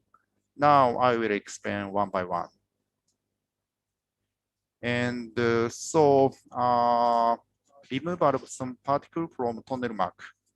Tunnel mark, sometimes we get tunnel mark without small particle, but sometimes we get tunnel mark with small, and small material usually wet, because inside of tunnel we have a lot of groundwater seepage. And in case we put this small and wet material to the crushing plant, and 5 mm mesh clogged. You see, this is a photo of the just after installation of 5 mm mesh, and this one is a condition when we put the small and wet material to the plant, and surface of screen is covered with small dust, which is very hard, and we have to clean this mesh twice a day, and it takes around 1 hour. So for the crushing plant number 3, we decided to install the so-called vibrating grizzly feeder, and this system can separate tunnel mark bigger than 80 mm or smaller than 80 mm. And bigger than 80 mm go to the crusher, and then smaller than 80 mm go to the next stage. And this is an example of the crushing plant here in Indonesia. And here is a feeder hopper. Tunnel mark is say 0 to 500 mm. And here is a grading feeder, and bigger than 80 mm to go to the jaw crusher. And then smaller than 80 mm go to the first screen. Size of screen is 30 mm. So size 30 mm to 80 mm go to the cone crusher. And then smaller than 30 mm, we can use it for road work. So even though raw material of tunnel mark is wet, this system will not make screen clogging. And this is a layout of crushing plant number 3. Our vibrating grizzly feeder is located very entrance of the plant. And the second item, we increase capacity of jaw crusher. Crushing plant number 1, number 2 consist of 2 jaw crusher, and one is max feed size is 340 and the capacity is 64 ton, and the second one is much smaller and capacity is 6. And these two are located on the linear, so maximum capacity becomes the smallest of the two of them. So it means maximum capacity of CP1 will be 60 ton per hour. And for CP3, we decided to install the bigger jaw crusher and 2 units, and we install parallel. So 1 unit will be capacity worth 120, and then maximum capacity becomes 240. And also maximum feed size is 500 mm. And sometimes our tunnel mark contains the bigger chunk, and it causes the clogging of the CP1 jaw crusher. So we can avoid this one. And our two sets of jaw crusher is located here. And the third one regarding cone crusher. And the cone crusher is the maximum output when raw material is kept until top constantly. This is a good example. So raw material is covered with the top of the cone crusher. However, CP1 jaw crusher is too small and then cannot supply enough raw material to the cone crusher. This is a conveyor to the cone crusher. And also, output of jaw crusher is not stable. So CP1 cone crusher cannot yield maximum output. And for crushing plant number 3, we installed such pile for each concrete cone crusher. And the material which is crushed by the jaw crusher is at first such as the pile. And then operator adjusts speed of the conveyor from such pile to concrete cone crusher and keep raw material at cone crusher in constantly full. So, and this is a layout of CP3. Also, we increase capacity of cone crusher from 90 ton per hour to 180 ton per hour. And this is our primary jaw and then we send to the surge pile. So, and this material go to the cone crusher. And then we have a second crusher, and then there is a surge pile as well. Mr. Kobayashi, you have 10 minutes left. Yeah, thank you very much. You're welcome. And also, we made it easy cleaning for 5 mm mesh. And CP1, there are 3 layers of mesh on the screen. So 5 mm located lower deck. So cleaning of 5 mm mesh, limited height for cleaning operation. And it takes 1 hour every shift or after heavy rain. So crushing plant number 3, we decided install the 5 mm mesh on the single layer of screen. So in case we have to clean up this mesh, easy to access. And the 5th one regarding operation and maintenance. And the CP1 has a system which all crushers and screen are connected. So when maintenance is carried out one location, all products is stopped. However, our CP3 has consists of these 3.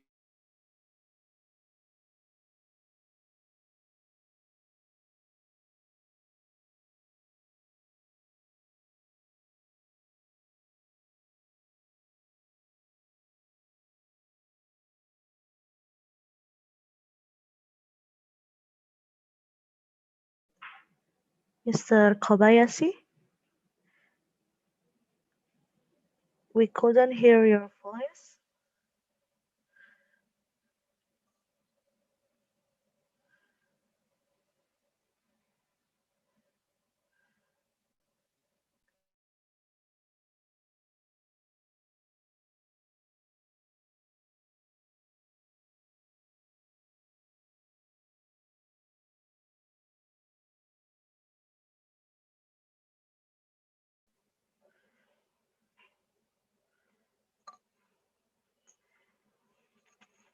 I think we have a problem with the Mr. Kobayashi connections.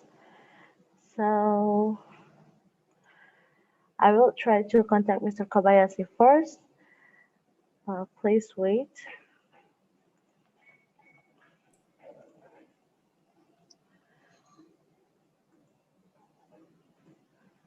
Dr. Nia, sorry, Dr. Yeah. Nia, can you hear me? Yes, so Dr. Wang. We can ask Mr. Yamaguchi to, if possible, to connect Mr. Kobayashi because they are Okay, colleagues. Mr. Yamaguchi, okay. are you available? Yes, Yeah. I'm Hiroshi Yamaguchi from JSCE, and now I call to Mr. Kobayashi, and he said connection is out now. Okay. So please wait. So connection will be come. So please Okay. please wait. We will wait for Mr. Kobayashi first. Okay. Thank you, Mr. Yamaguchi. Thank you.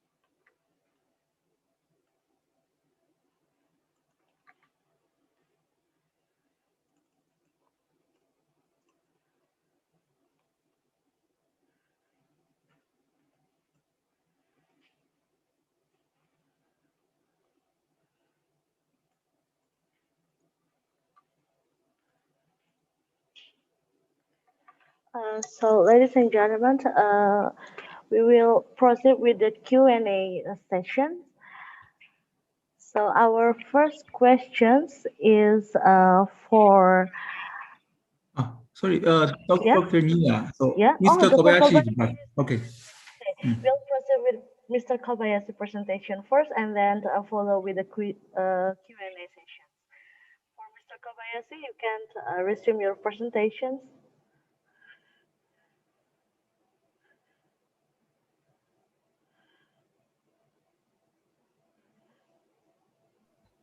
Hello, can you Yeah. hear me?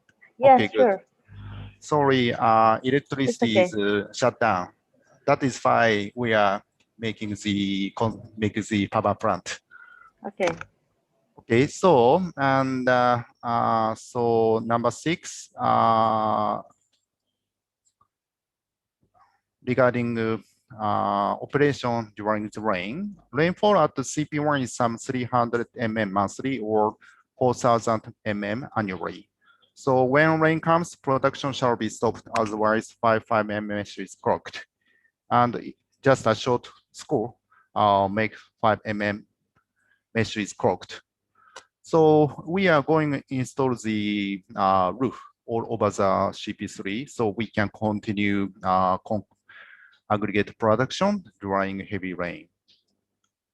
And the next one is regarding batching plant. So batching plant number 1 is okay, but problem is batching plant number 2, and which has just 18 cubic meter per hour production capacity. And then we also carried out the investigation on the batching plant number 2, and then this rate we feed back to the planning of the batching plant number 3.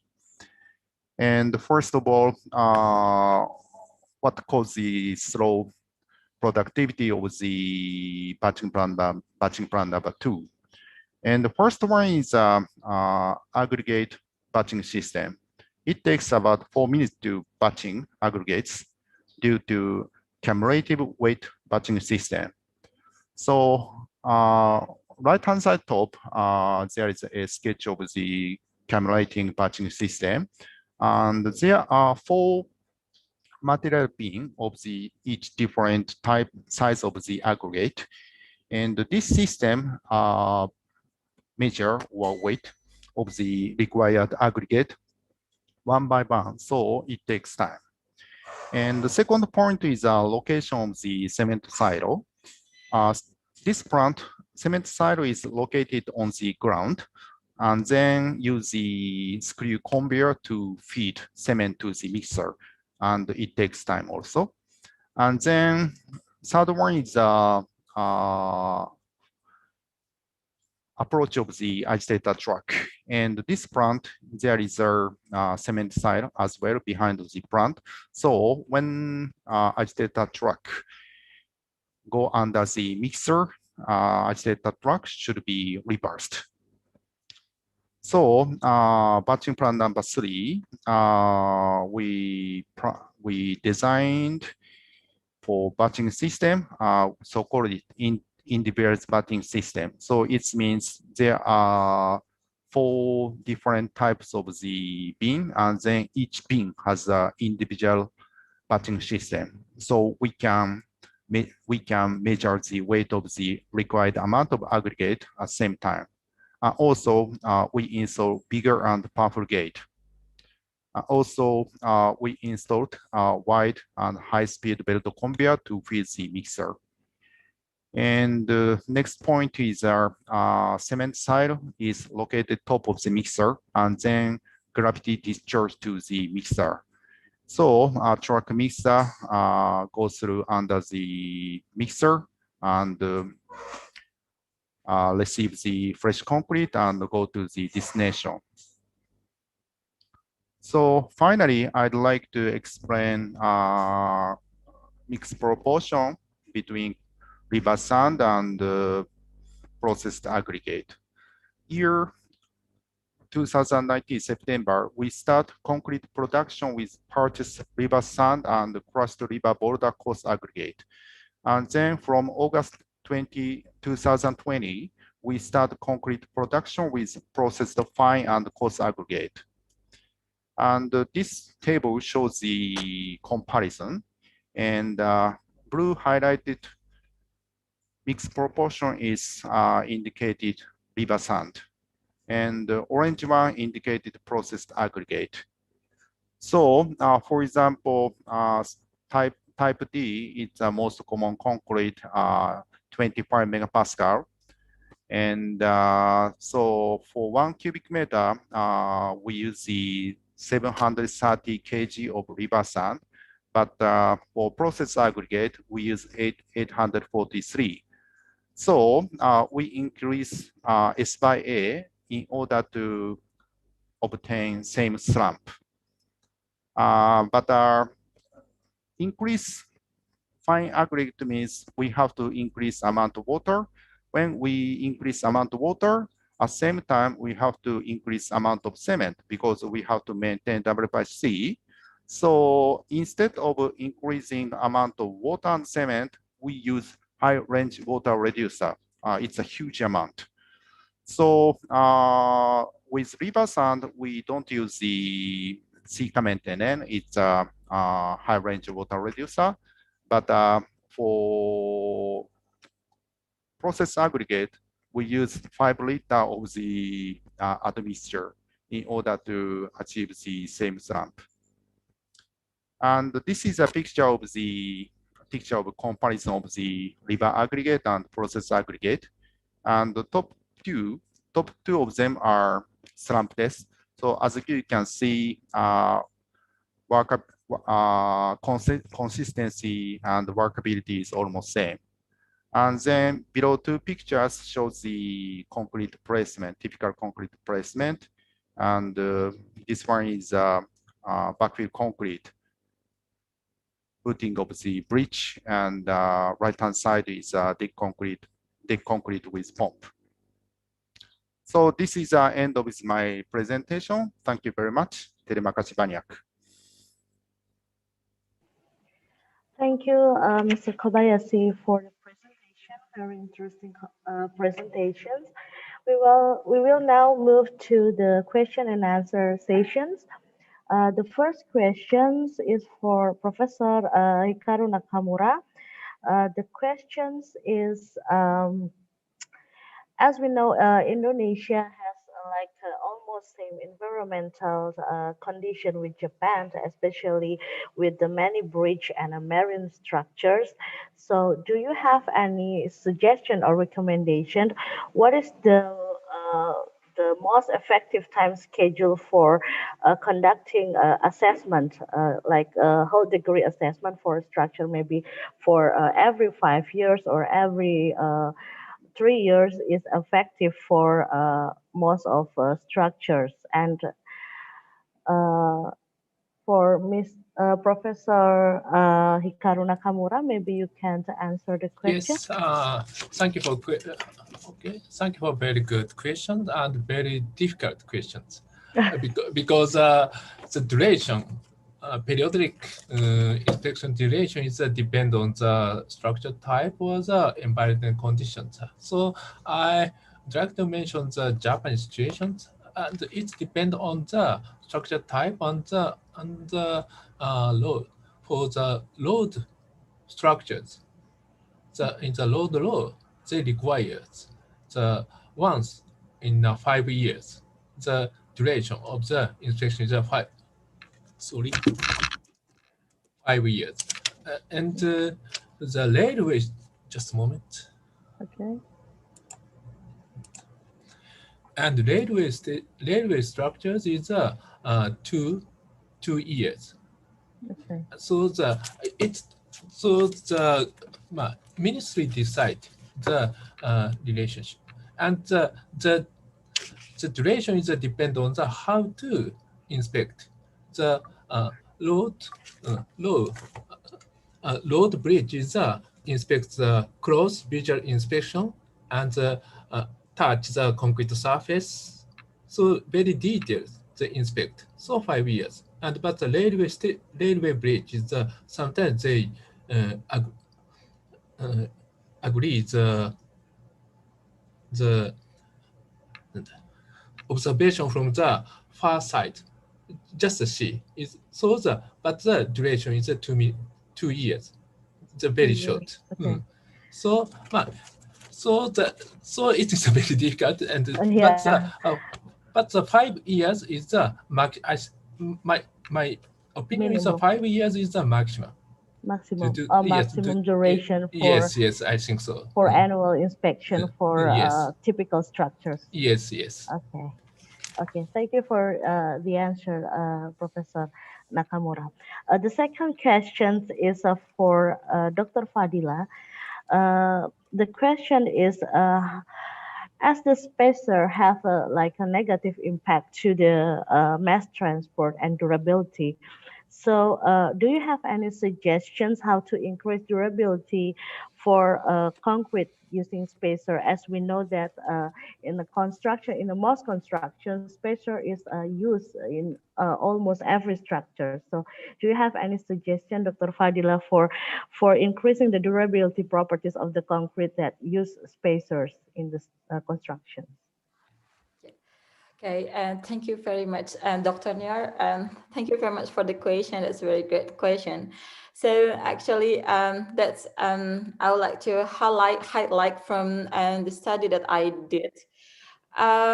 So as I already mentioned, there are different type of spacers in terms of shapes and also the materials itself. Yeah.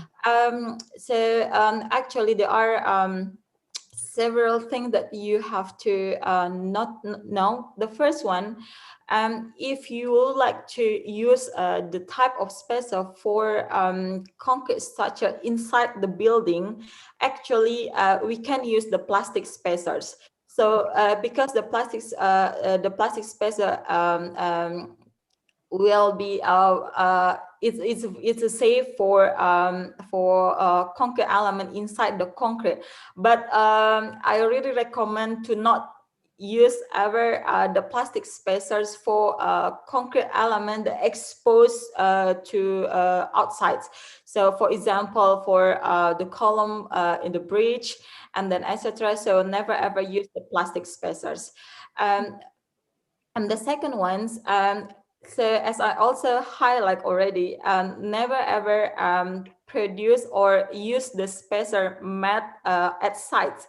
So you should have a very good spacer. So for cementitious materials, for cementitious spacers, the minimum strength that you have to use is 50 megapascals. So I'm sure that not many people or contractors are aware of it, but so that's already mentioned in the standards in US, SCI, or in Europe. So that should be minimum 50 megapascal.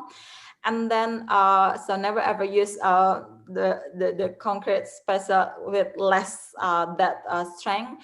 And the last one, actually, steel spacer or steel wire spacer, that's also good, unless if you do galvanized coated. So in US, there is a specific standard on it. You can search for CRSI. So CRSI, that's a specific standard for the wire steel spacers. That in US, they normally use steel wire, but it should be a galvanized coated. So actually, because steel wire is similar behavior of reinforced concrete, reinforcing steel. So actually, that's the best spacer that I recommend you to use the spacer for concrete element. So that's hopefully may answer the questions. Yeah, Dr. Nia. Okay, thank you, Dr. Fadila. I think there is a one follow-up question on that.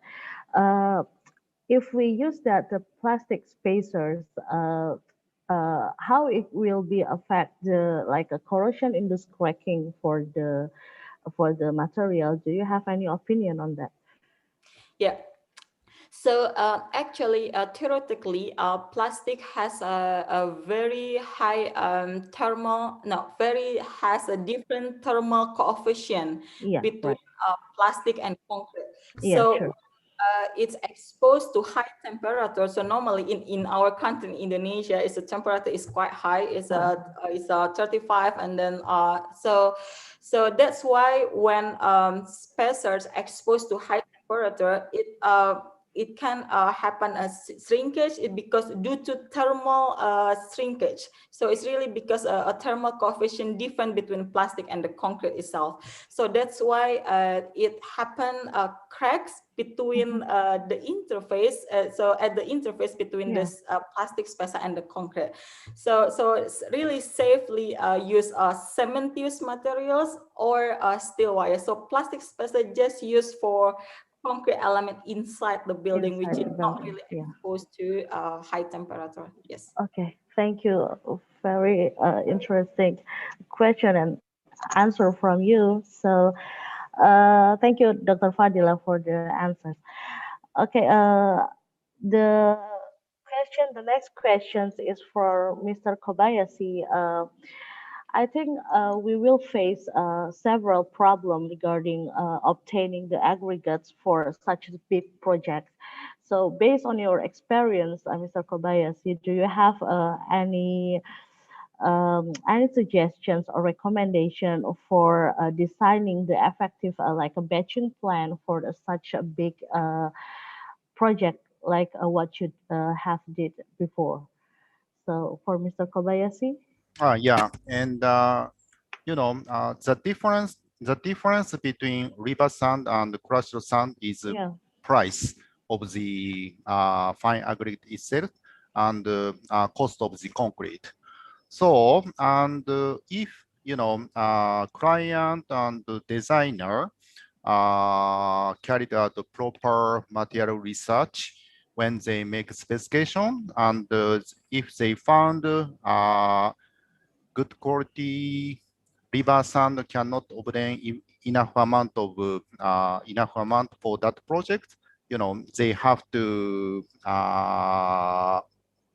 increase the cost for the concrete. That is the best way. That is, actually client, the designer should do that. Okay, thank you for Mr. Kobayashi.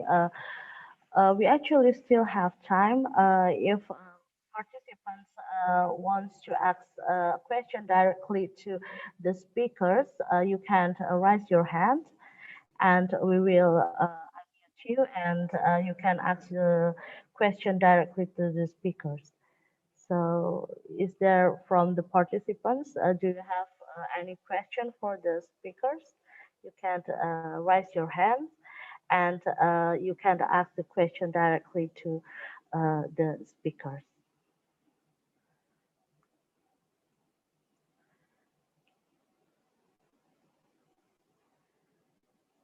Okay, I think no more question from the participants.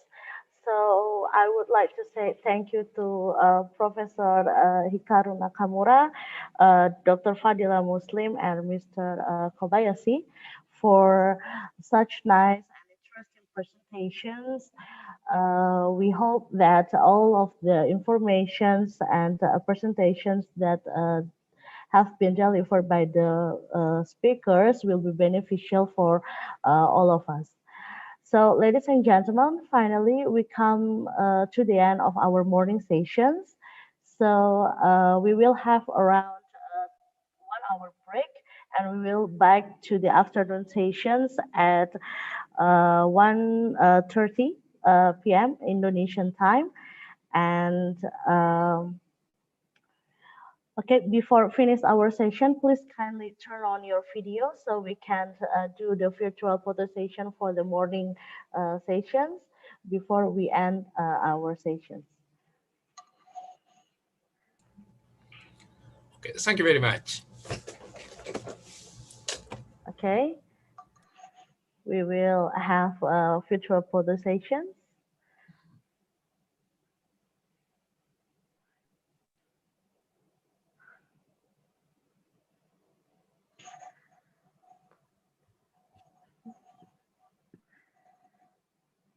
Okay, it's finished.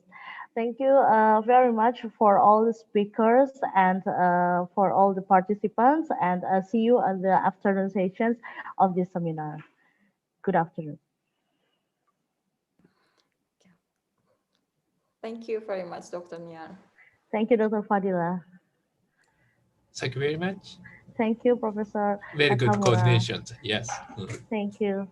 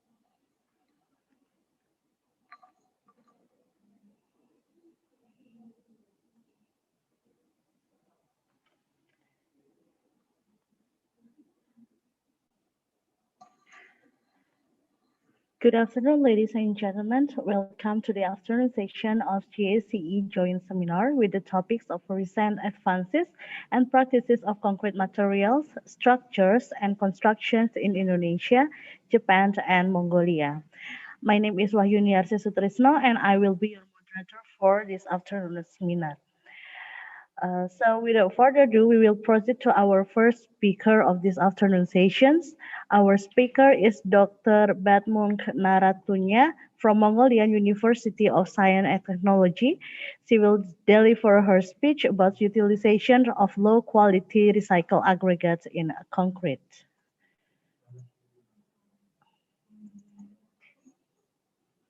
I will share her CV.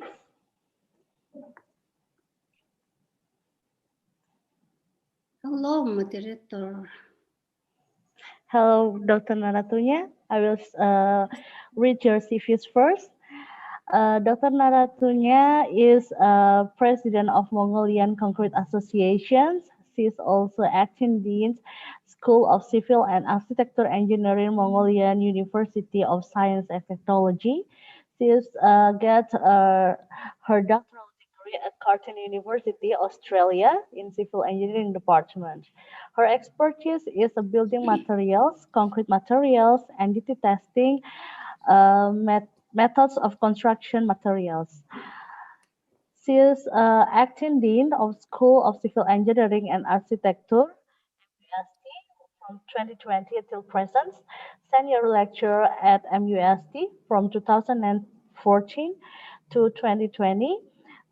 She is also technical supervisor of Concrete Southwest Region from 2012 until 2013, material engineer and concrete engineer, Kanto Construction Company, and also lecturer in the Department of Building Materials and Technology from 1997 to 2002. So without further ado, Dr. Narantunya, the time is yours. Okay, I try share my file. Sure, you can share it. Okay.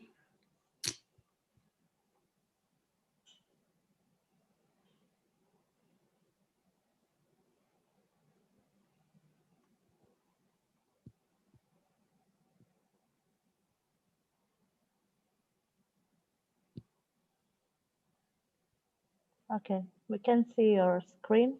You can see now? Yes, we can see it. Okay, thank you very much. Yes. You're welcome. Long time didn't speak in English. That's why a little bit worrying about this one. Okay, hello everyone. Good afternoon and glad to be here. And I'm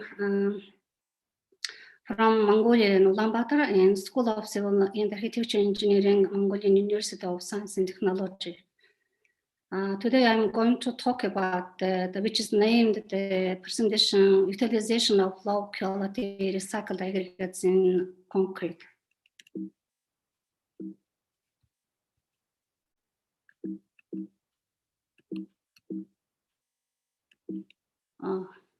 So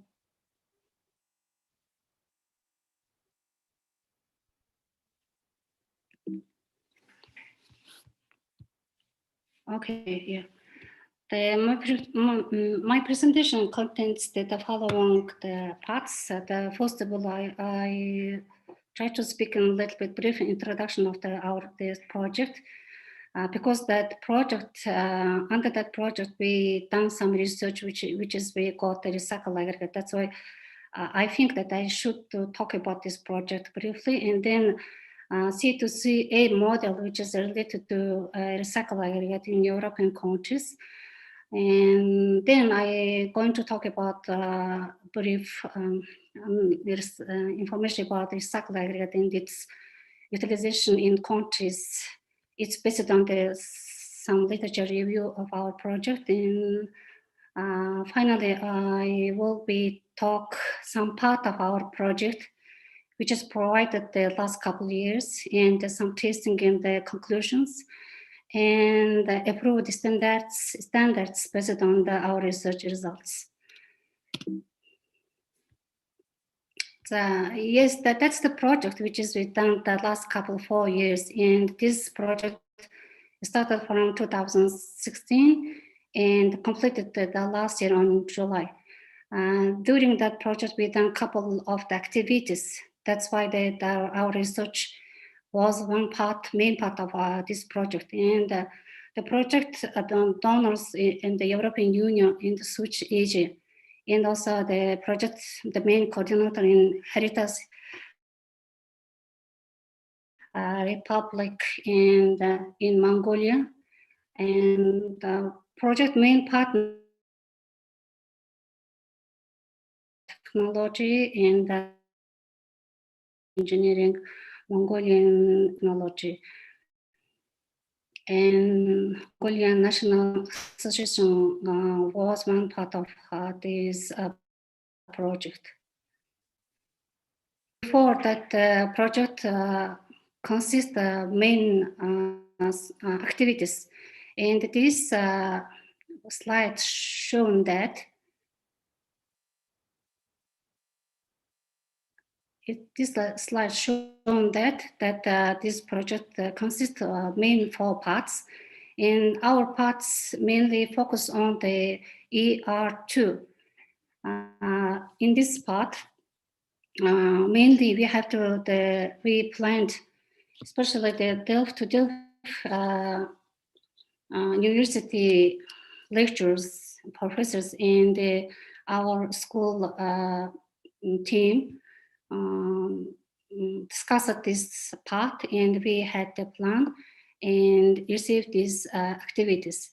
Conduct research on test CDV based product, such as it means the construction demolition waste, and then we prepare and get some approval of standards for the new CDV based product. All activities done very successful, and we completed all our purpose and get very good the results finally.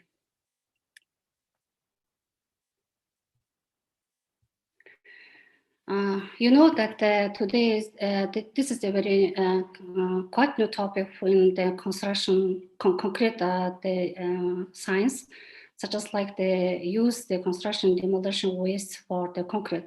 But you know how we can use that waste to the concrete. Concrete is mainly based on natural materials, such as like the aggregates and sand, and also the cement, mainly made by lime, and also the limestone, it's limestone and also clay. And also those all materials is natural materials, and then also we use the water. Now we're going to develop how we can make the eco green concrete, and also how we can reduce and prevent usage of the natural resource in the future. Therefore, construction demolition waste is one of the part we can solve, and also we can reduce the usage of the natural aggregates instead of natural aggregates replacement. That's why the construction demolition waste is usually from the construction and maintenance, and also renovation and the demolition of buildings.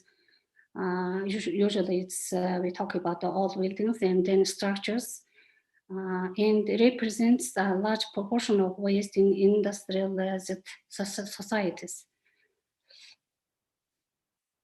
It depends on the country's development. Maybe some countries they have lots of the renovation or maintenance. Some countries they have some environmental issues such as like hazards. Some countries they have some war, and that's why we collect in some construction demolition waste materials.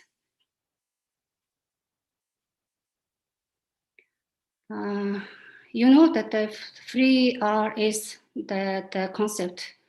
We now talk about this 3R is concept in everywhere in the world. In terms of the concrete, how we can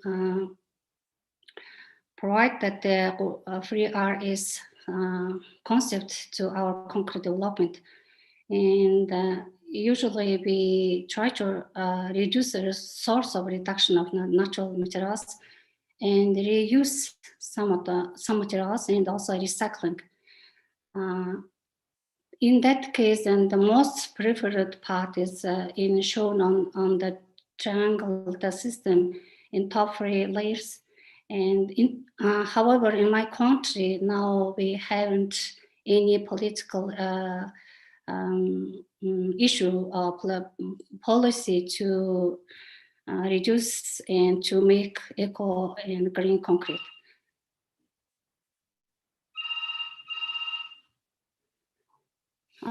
C2C eco concept in European project, and also this C2C concept, it's also developed by the team, and also they very actively attend that they developed this concept as well. And in here, first of all, this green line and also that red line showing that the old solution, how was the old solution? In the old solution, the construction, we had some demolition, and then we used some breakers, make some aggregates, and then we support that aggregates to the just only for road construction and basin surface the parts. But after the developing this process by the new solution, and we just only no need to send that aggregates to road construction. Also, we can send to that one, and also we can reproduce that aggregates and then reuse that one to the concrete, replacing by natural aggregates. And in this system, you can see now here that the ADR technology. And after break, some aggregates maybe can go to the road construction traditionally. In some part of aggregates, we can go to the ADR, ADR technology. And after ADR, we can receive two types of materials. One is fine, one is coarse. In fine material, we can mill again, milling. And during milling, we add some silica and clay or some limestone to improve some quality. And then we send to that material for the clean. And after thermal process, we can receive some active powders and reuse that one for concrete. Another branch, you can see now here the coarse part. Coarse part, we can use that one for concrete in replaced by some natural aggregate. And after that, RCR, which is mainly named in the word now, the RCA concrete, it's recycled aggregate concrete, RAC concrete. And then we use that RAC concrete into the construction again. Okay, and now I need to try explain what is the ADR.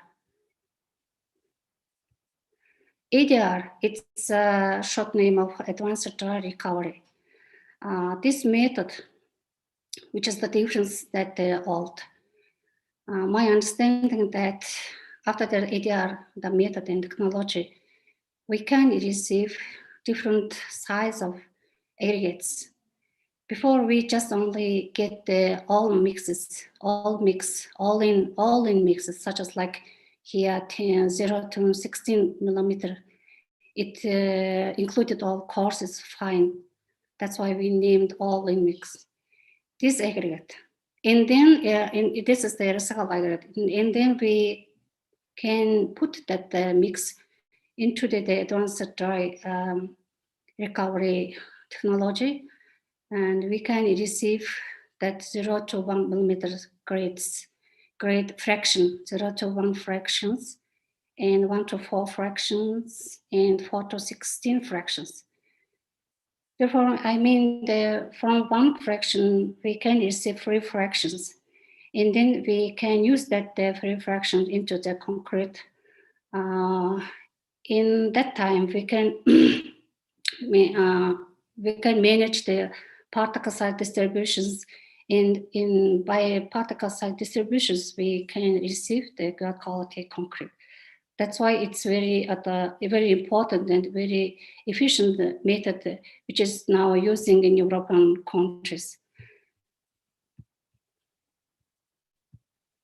Okay, recycle aggregate and from construction demolition waste. Construction demolition waste is the complex waste, and it's include lots of kind of materials such as like clay, bricks, and concrete, and gypsum, and glass, and any materials included in here. They have lots of graphs and showing that the contents of the construction demolition waste. But the last couple of years, they try to use the smart demolition technologies, such as like separately received materials. If they have lots of contents in the deleters in that waste, it's more difficult to use for concrete. That's why we try to reduce the deleterious content of the construction demolition waste. And for this purpose, there are lots of the new technology coming in European countries, such as like smart, which is named the smart demolition. Nowadays in concrete, we not only use for the natural aggregates, we also try to use the secondary aggregates and also recycle aggregates. I told you before that why, because they have lots of advantages use that kind of aggregates in the concrete. But mainly we focus on that the concrete should be the concrete, which is we planned and specified the strange. Countries, they have lots of countries try that they recycle like industrial aggregate. They have to that they try to use recycle aggregate to 2020 and the standard 40 in the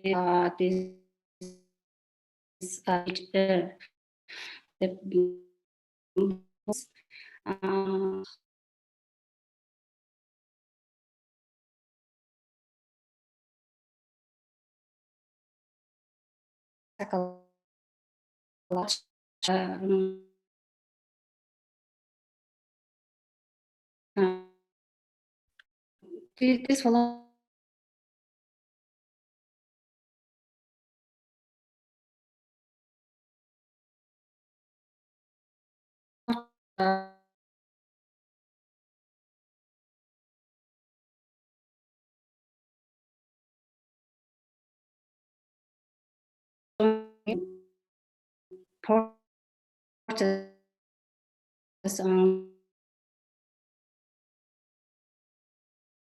site, or we can and then the solid materials, then we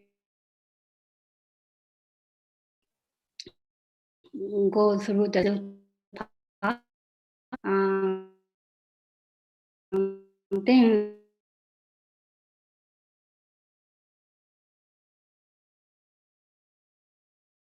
this the construction demolition waste we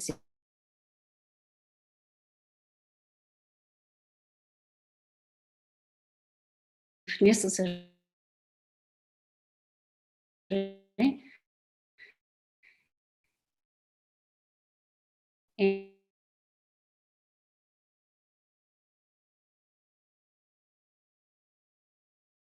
and find wooden paper, and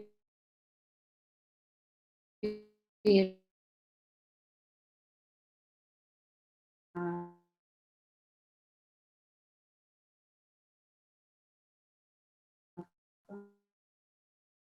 reaction method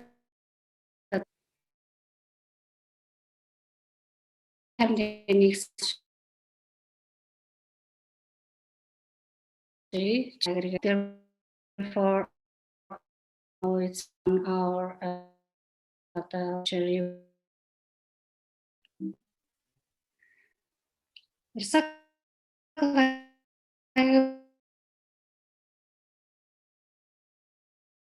facts such as the post will be crashing. The mainly of jaws or secondary corner impacted crashes, and then after that we need to screening it, remove the fine materials from coarse area, and then it's cleaning because they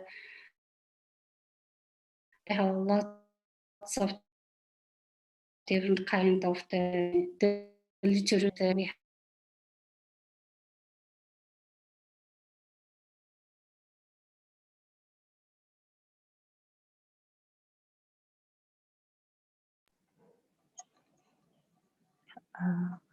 Hello, Dr. Narantunya. We couldn't hear your voice.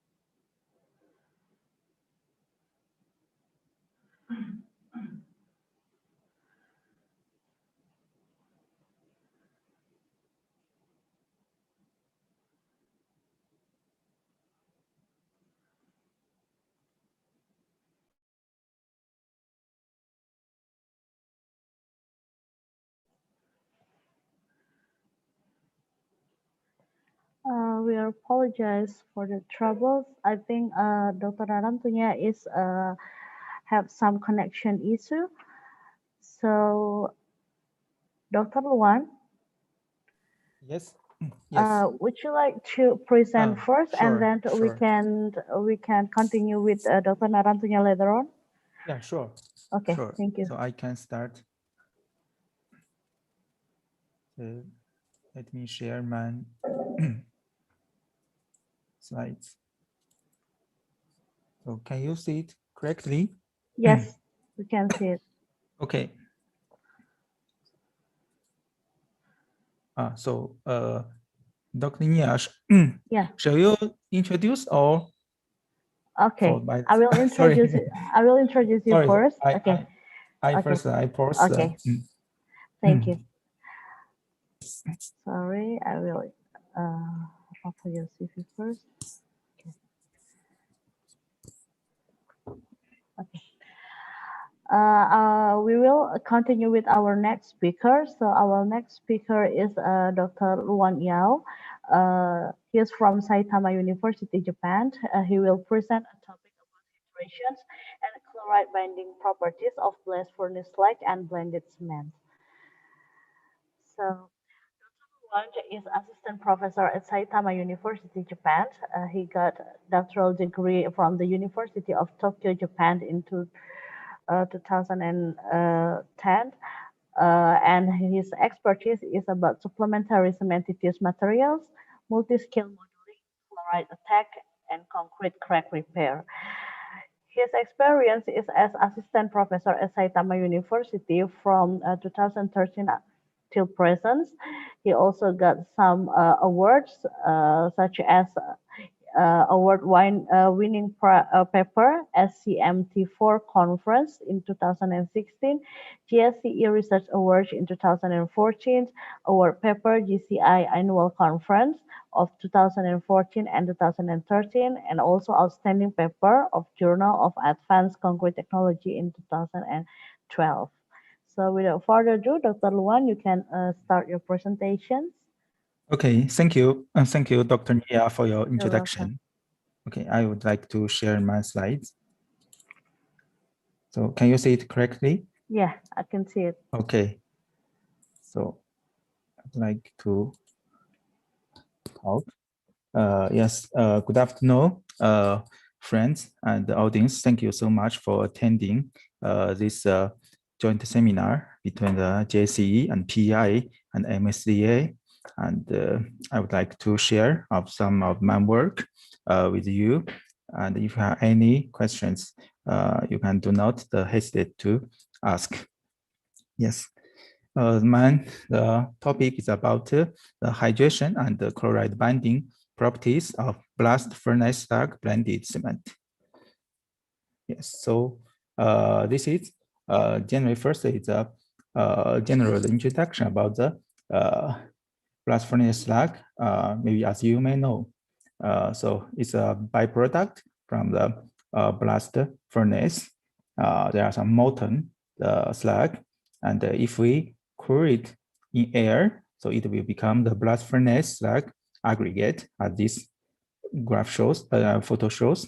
And if we use a water jet to suddenly cool it, it will become the granulated blast furnace slag. And if we ground into the powder, it will become GGBFS, that it can be used as a supplementary cementitious material, partially replaced in cement.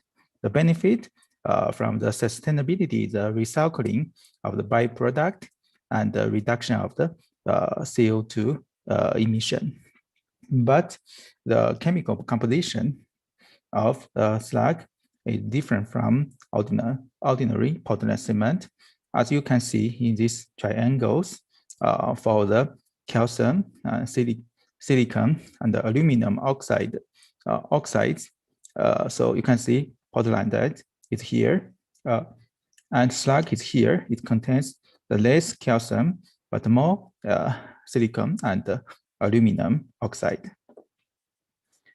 So here is a generally introduction about the current utilization in Japan about the BFS. So the left graph is a yearly discharge of the BFS from iron making in Japan. The unit, vertical unit, is each the 1,000 ton. From the past 40 years, you can see because of the after the fast economy growth, so the discharge of the BFS is quite stable and even tend to decrease. But among them, the granulated BFS, so the ratio is increasing, and now in the past 10 years, it become stable.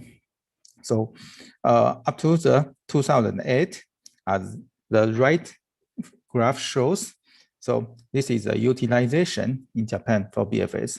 Almost 100% of the BFS can be recycled in industry. So among them, you can see here is a domestic, the cement production is about 30%, and some are export for abroad for cement production, 43%. So totally above 70% of the BFS is used for the cement production as a slag blended cement. And because of the different chemical composition from the ordinary Portland cement, so it has different hydration process. So when it's used in the slag blended cement, so hydrate with water to have such kind of the cement hydration product like CSH, calcium hydroxide, etchingite, the AFM, and calcium hydroxide will work as the activator to activate the slag hydration that is latent the hydraulic activity. So it will have a new product of the CSH, but has a higher aluminum content that will cause the low the calcium and silica ratio the product. And here it's in the JIS, the standard, the blast furnace slag cement, the type. So generally they are divided into 3 types, A and B and C, according to the different slag ratios. You can see it's up to the highest is 70%. But recently, so to encourage for more use of the high volume slag, so above 70% is recommended by the recommendations for design and construction of concrete structures containing high volume mineral admixtures. I think tomorrow there's a speaker, Professor Sagawa from Kyushu University. He will talk about these recommendations. So now the most common use is the type B slag cement. Of course, if you use slag cement for concrete making, you may have the pros and cons. And the beneficial is like you may have a higher strength at the later age, as right the top the graph shows. Compare with the type OPC, the slag has a higher strength at the late age, but of course you will have the lower strength at early age, so you need longer the curing time. And another is like better durability generally. For example, the chloride resistance is improved, like the right bottom graph shows for the 10 years exposure of the concrete in tidal zone. So type B, the profile of chloride is much decreased than the ordinary, the OPC. And other benefits like low heat hydration. If you use it in high volume, that is good for massive concrete, the temperature control. And but you may have the larger shrinkage, and also you need to carefully choose the type of the slag cement you use. Yes. And then I would like to talk about the chloride attack and the steel reinforcement corrosion. So in Japan and in Indonesia, so both are countries surrounded by sea. So the sea water, the environment is very critical for the corrosion of the reinforced concrete structures. And also in Japan, in the winter, some area is need to use the de-icer for remove the snow. That may be similar in Mongolia. So those kind of the chloride environment, because of the chloride attack, and it will penetrate into concrete. And when the surface of the steel reinforcement, the chloride content is higher than the threshold, there will be the corrosion. Then that will cause the structure deterioration. So generally, slag blended cement is regarded to be beneficial for chloride resistance because of the denser the micropore structure and higher the chloride binding capacity that I will talk in next slides. So if you see the chloride, so penetrate from environment into concrete, like this, the left graph shows. So not all of the chloride is free to move. Some of them, they will be physically bound by the electrical absorption on the CSH hydrate. And some are even react with the cement hydration product. The mainly is AFM.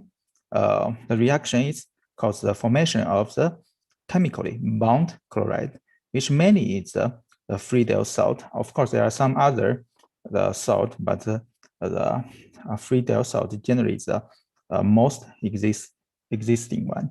So that means though, if you use more, if you have your cement have the more chloride bound chloride, you will have the less the free chloride.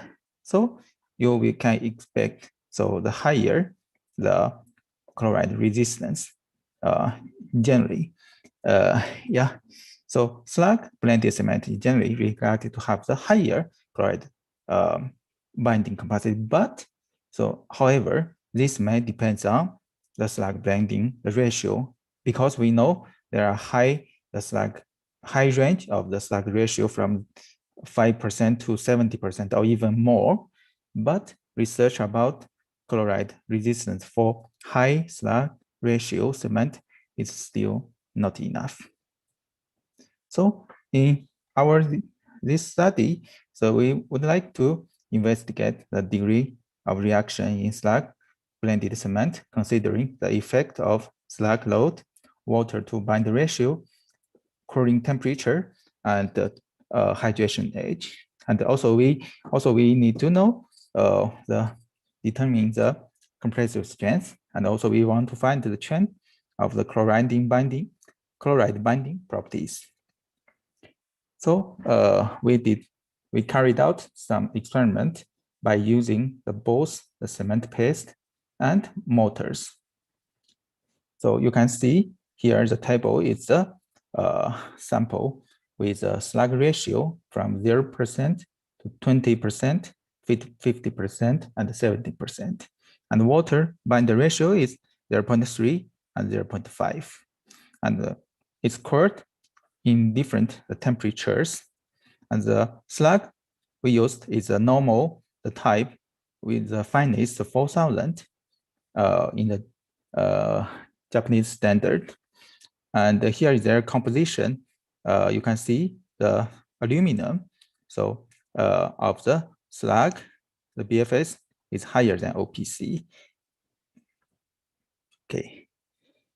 And then for those samples, those paste, we mixed and casting and cooled them into until the different edges for the test.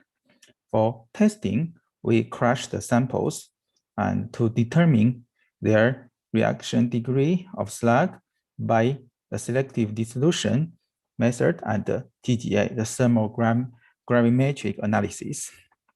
We need to stop the hydration with isopropanol and dried the samples and ground them into the small particles.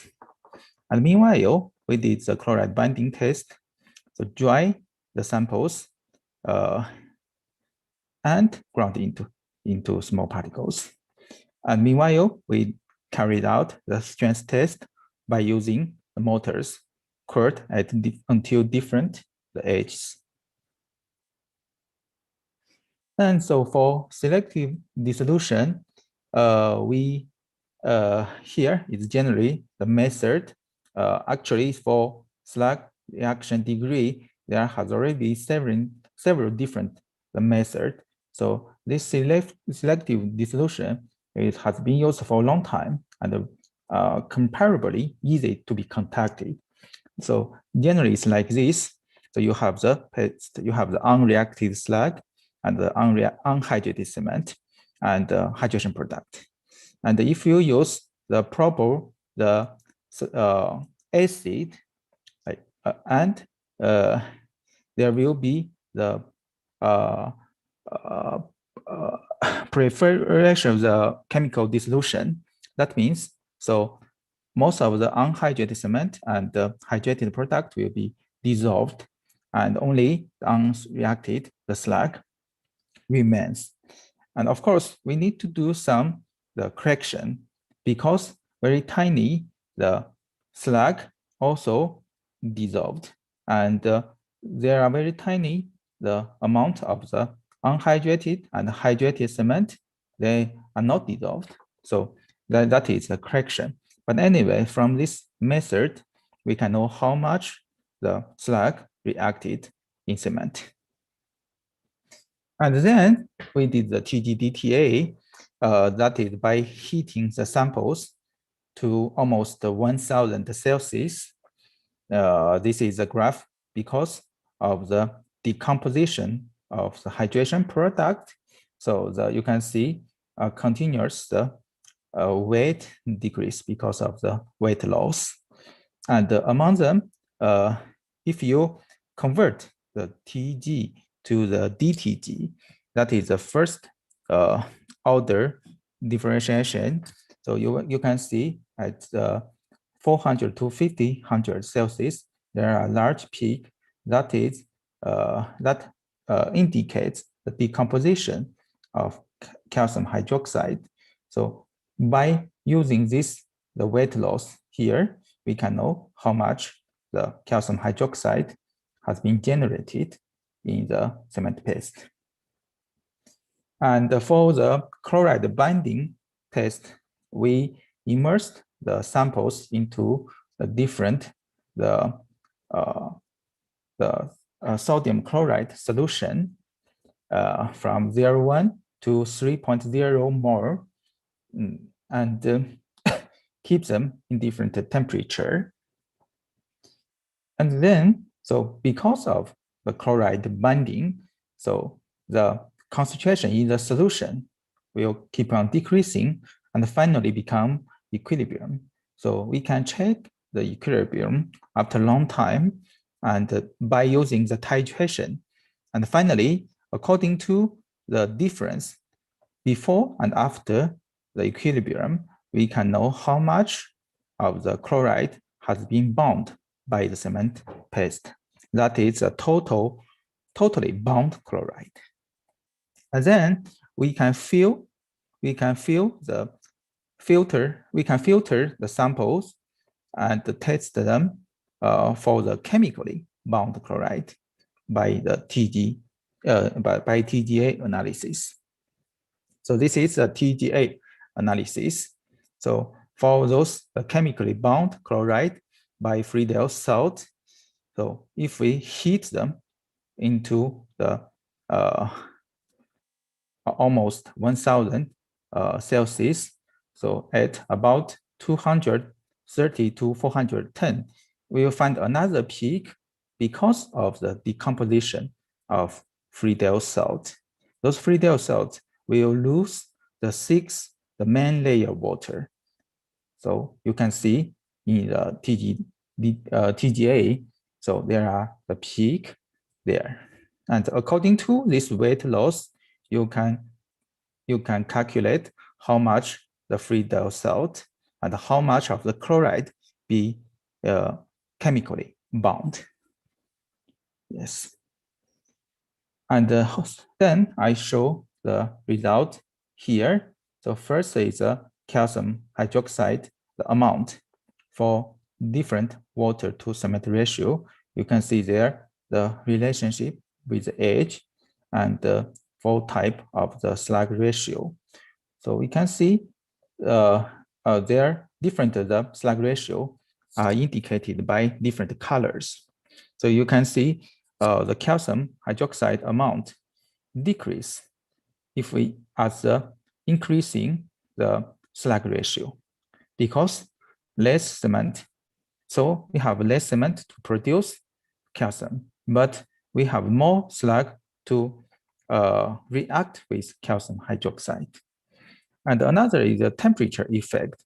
If you see the compare with the 40 Celsius and 20 Celsius, 40 Celsius generally have the lower ratio, but not too much. But that also indicates the slag, the activity has been enhanced because of temperature. And also we can find the water to cement bind ratio 0.3. It gives less the amount than the 0.5. That's because of the effect of the water. Less water is available for reaction. Okay. And then here is the reaction degree of slag. So you can see for different slag ratio, here the lowest is 70 and 50 and 20. So that indicates if you use more slag, so the higher ratio, you will have the low reaction degree. This is probably because of the decreased the calcium hydroxide content and the hindrance properties of CSS gel. But that may be one reason for the change of the strength development. And also we can see the effect of the temperature. If you have the increased temperature for curing, you can expect the higher the reaction degree, and also as well as the effect of the water to bind ratio. And here is the strength development. So here is maybe the most concerned for the practical use. You can see at the early age, the OPC. So here, the red one shows the OPC have the highest the strength, and then it's 20 and 50 and 70. So that means the higher the slag ratio, you can't expect too much at the early age strength. But as the curing time increased, you can see at the later age, most of the strengths for the slag blended cases has already been very close or even higher than the OPC. So at 3 months, so the highest is 50%, 50% slag ratio. Okay. And then we go to the chloride binding, the profile, the chloride binding, the effect. So you can see, so the horizontal, the axis is free chloride, the initial immersion, the concentration, and the vertical is the total chloride bind. We can see the trend is, so for almost all of this case, so 50% gives the highest chloride binding. That means if you add it from 20 to 50, and you can expect the higher, the increased the chloride binding. But if you use 70%, it tends to decrease. So for the 0.5, the case, so it's still higher than OPC. But for 0.3, so it's even lower than OPC. So that means it's not so good, like it's not absolutely like the more you use, the higher the bound. There have some turning point. And here is chemically the bound chloride. Also, we show it in these 4 figures. Generally, the percentage of chemically bound chloride in the total binding is like 15 to 40%. It depends on the water to solvent ratio, but it shows the generally very similar, the trend. So 50% give the highest, the chemically bound. And then 70, if you use, it tends to decrease compared with the 50%. So we discussed about why such a trend takes place. So this probably maybe because of for the chloride binding. So the formation of the free del salt is mainly depends on the AFM. So the chloride ions in the pore solution will be exchanged in the interlayer of the AFM, the product. So the amount of AFM is a factor for the amount of the free del salt. So the AFM is generally from the aluminum and the sulfate. And the sulfate is from the gypsum in cement mainly. And the aluminum is from both the slag and the C3A in cement. So if you increase the slag ratio, you can expect the higher aluminum amount, maybe up to 50. But as we already said, so the hydration, the reaction degree of slag tend to decrease if you use a high slag ratio at 70%. So probably at a higher ratio, you can't expect the further increase of the aluminum ions. But the sulfate ion, because of the amount of cement decreased, so probably you may have the decreased sulfate amount for the FM. And then we go to a discussion about the physically bound chloride. That is also, we can see some of the trend. For 70%, you may have the decreased the physically bound chloride. This physically bound is calculated by the total bound subtract by the chemically bound. So why like this? We consider for there are several reasons, and one reason is the electrical, charge at the CSH surface. So for here, as a low slag ratio, so you may have the high charge density and higher absorption for chloride. But if you use a higher slag ratio, so it tends to be the less positive or even the negative, the charge at the CSH, the surface. So that will decrease the amount of the physically absorption chloride. So according to our result, we can conclude as this.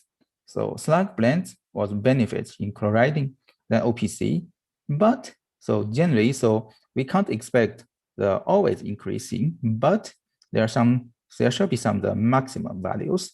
In our result, we found the 50% gives the maximum values. And also, it depends on the temperature. But generally, the effectiveness of chloride binding result is from the prevalent, the chemically binding. And also for strength, we shall not forget. So compressive strength also strongly related to the degree of reaction, hence the hydration products and pore structures. So because we also did the 40 Celsius, that's so these results can be referred for the tropical, the marine, the environment. And so in the future, so how about it related to the practical issues? So here, it's some result from the Dr. Nakamura in the Public Works Research Institute of Japan.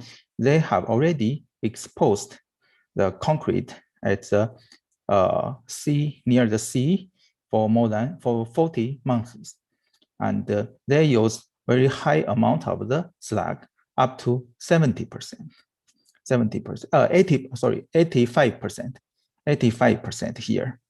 And then they test the chloride profiles in concrete from the distance from the concrete surface. So they found for the slag ratio above 70%.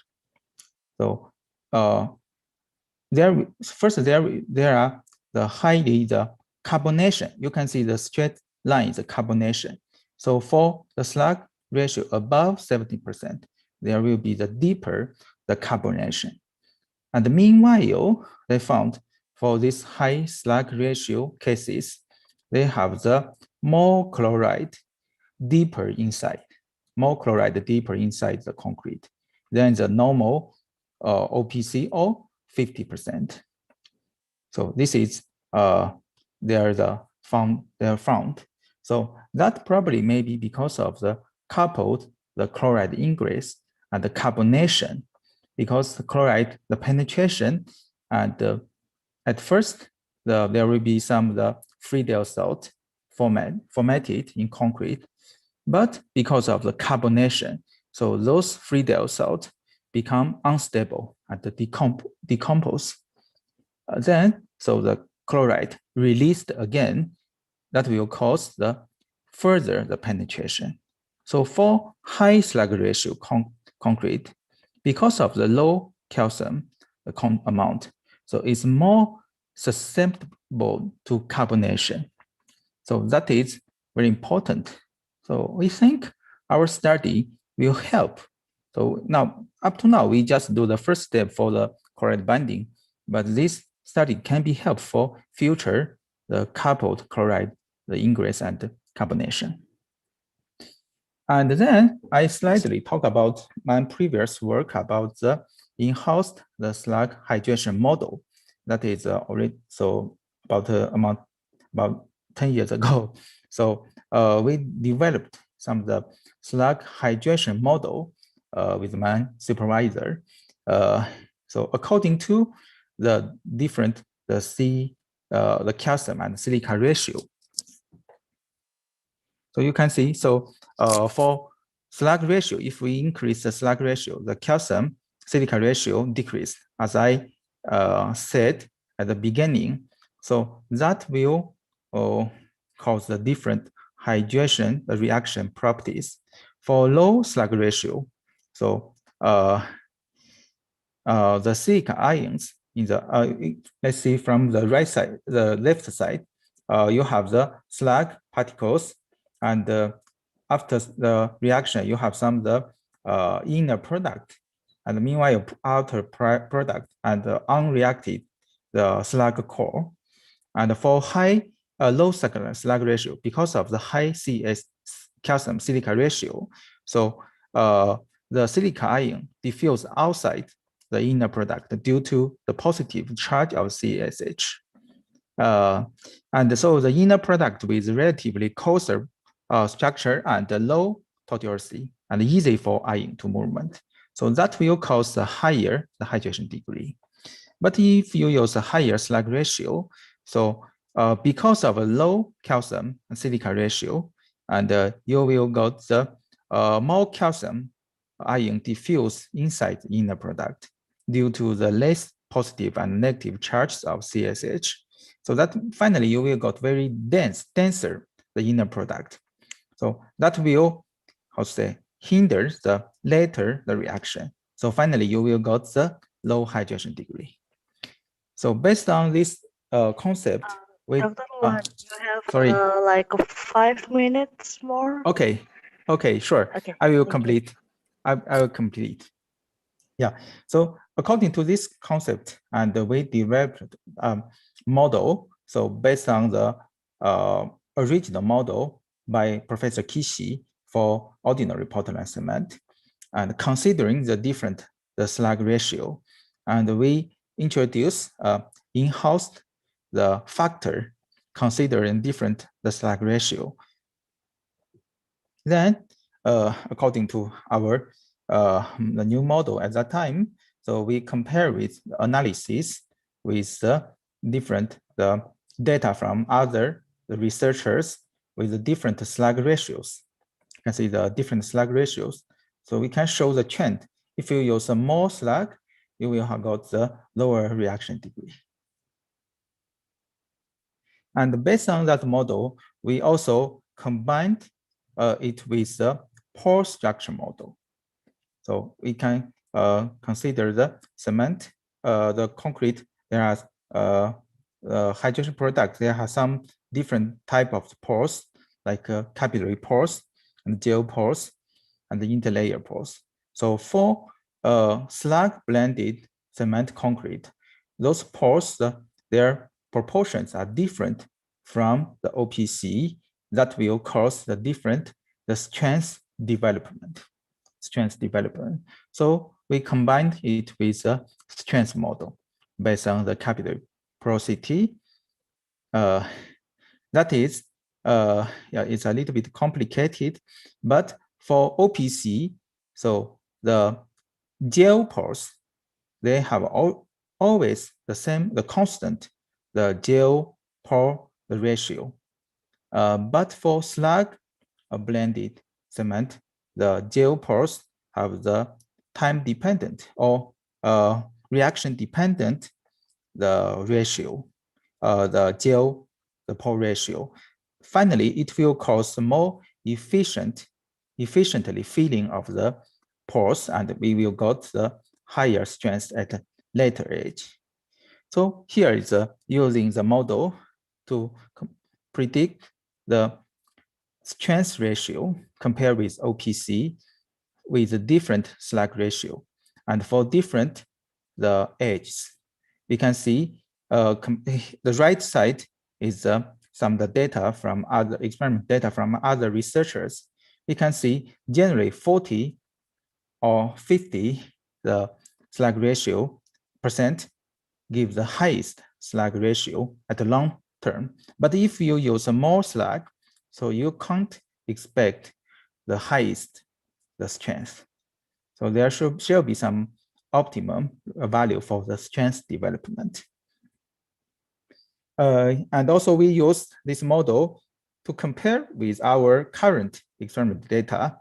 For example, here is the reaction degree, and it gives the reasonable the result, and the calcium hydroxide and strength development. So they all show good agreement with other with our current the experiment result. Yes. Okay, that is my presentation. So thank you so much for your kind attentions. And thank you, Dr. Nia. Thank you, Dr. Luan, for your presentation. Dr. Naratunya, are you with us? Oh, yes, I'm here. Yeah. So sorry. Okay, you would like to resume your presentations? Or is there have any questions? Yeah. You can have a presentation for another 15 minutes if you wish. Okay, I will continue. Yeah. So do you wish to, okay, you will continue your presentation. Okay, thank you. Okay, sorry about that. The internet connection has some problem. Okay. Now you can share your screen. Yeah, now should be okay. Okay. I will share my.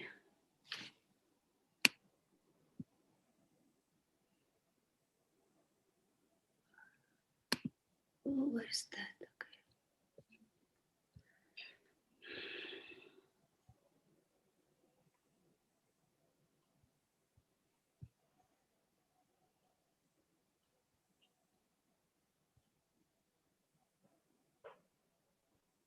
Okay.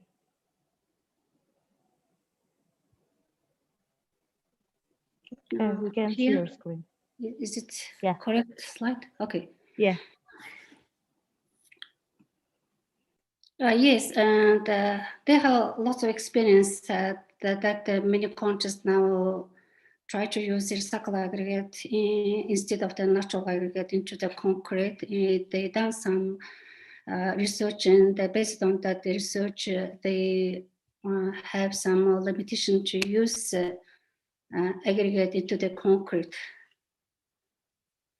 And mainly the main factor to choose or selection of the recycled aggregate is the small fraction content in the other material content. They have the amount of the maximum amount of that kind of materials.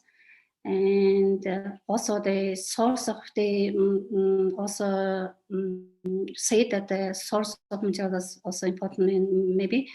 And here we can see that from demolition of concrete structure and crushing concrete, or also in Australia, they mentioned the demolition of 95% of and more concrete structure.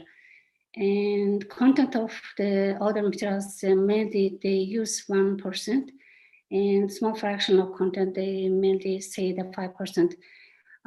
I think that it should be try to be small amount of that kind of material in aggregate.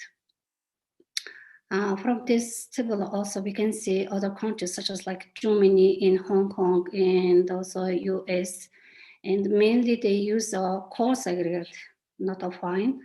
And also they say that allowed concrete grade that aggregates into the concrete, and also content of replacing natural aggregate.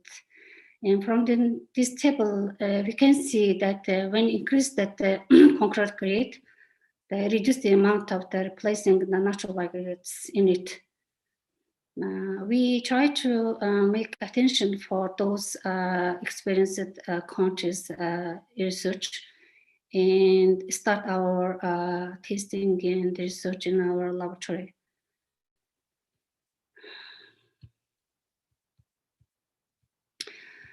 Nowadays in my country, actually, we haven't any experience to use recycling aggregate and also receive recycling aggregate and also research based on recycling aggregate anymore. And this project gave us the chance to start this type of the research in my country, and maybe in the future we have that kind of aggregates from construction and waste, demolition waste. And we need to prepare ourselves to receive that kind of materials to use in the concrete. And there, during that our project, we have some evolving the information, such as like the absence of approved technology in my country. Actually, we need now. And lack of awareness also we need, and lack of government support also we need, and lack of proper standards to use that aggregates into the concrete is also we need. Now construction demolition waste recycling in my country is nothing, and also we just landfilling that kind of waste in 100% and nothing usage anymore. Then we started our research from 2019 to 2020, 1.5 years we done this research. Our research consists two parts. The first part, we try to determine some physical and mechanical characteristics of 5 to 10 mm recycled aggregate from the construction demolition waste. And secondly, we try to use that aggregates into the concrete C30 and try to optimize the replacement of the percentage. And for first part, we done some unique testing for the aggregates, such as like some densities and particle size distribution, flakiness and hardness, toughness, and also freezing throwing properties in chemical some analysis, and also aggregate reactivity for the cement solutions.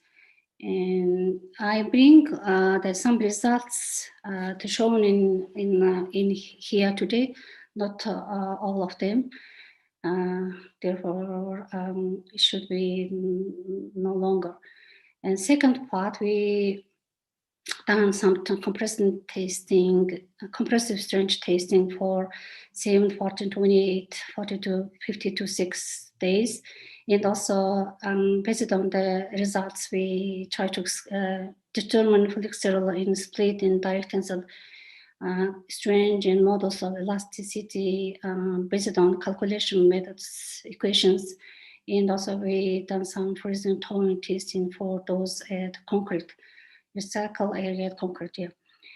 Here are some pictures shown which we received the recycle aggregate from construction demolition, some samples. We got samples for 5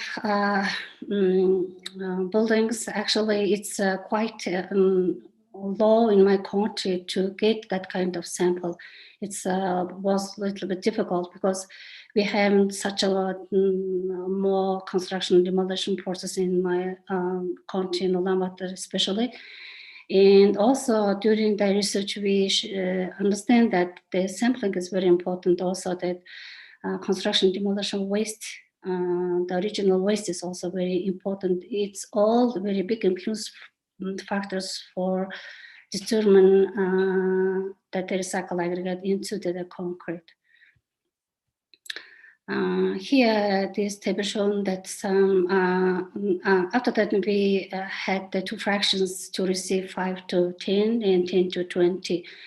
In Mongolia, they mainly using fractions of aggregates into the concrete. It's 5 to 10, 10 to 20, and 20 to 40. That's the normally using fractions aggregate into the concrete. That's why we choose 5 to 10 and 10 to 20 for determine some properties of that aggregates. But in terms of the concrete usage, we use the all-in mix, all-in fractions 5 to 20. We had 7 samples, and also we conducted tasting according to the MNC standards and got some results. And also we had 2 authorized laboratories to confirm our results as well.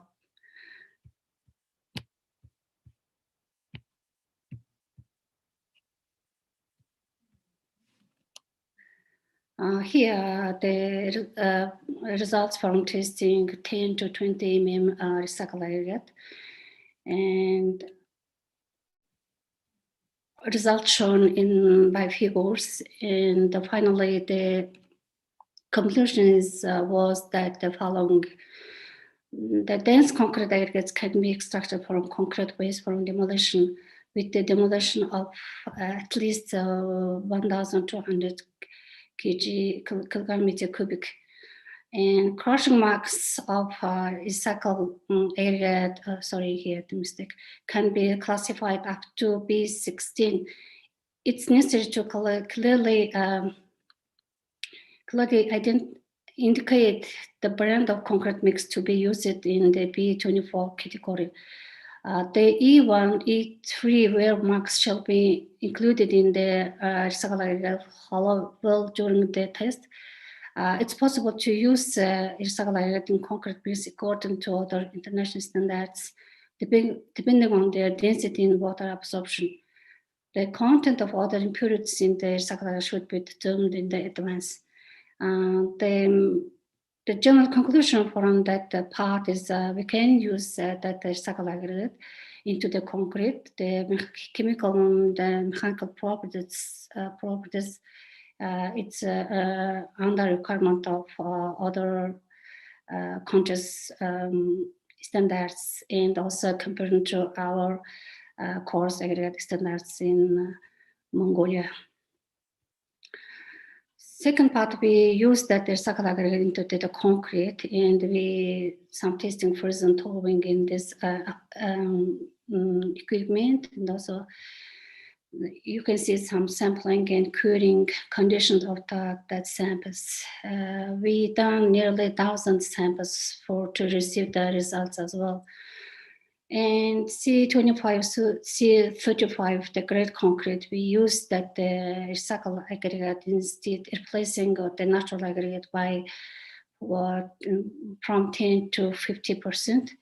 And we use the normal OPC, the cement, and river sand, and it's called recycled aggregate, the 5 to 10 millimeter aggregates as well. And we try to keep the water cement ratio on 0.41. And also we use some chemical admixtures for it.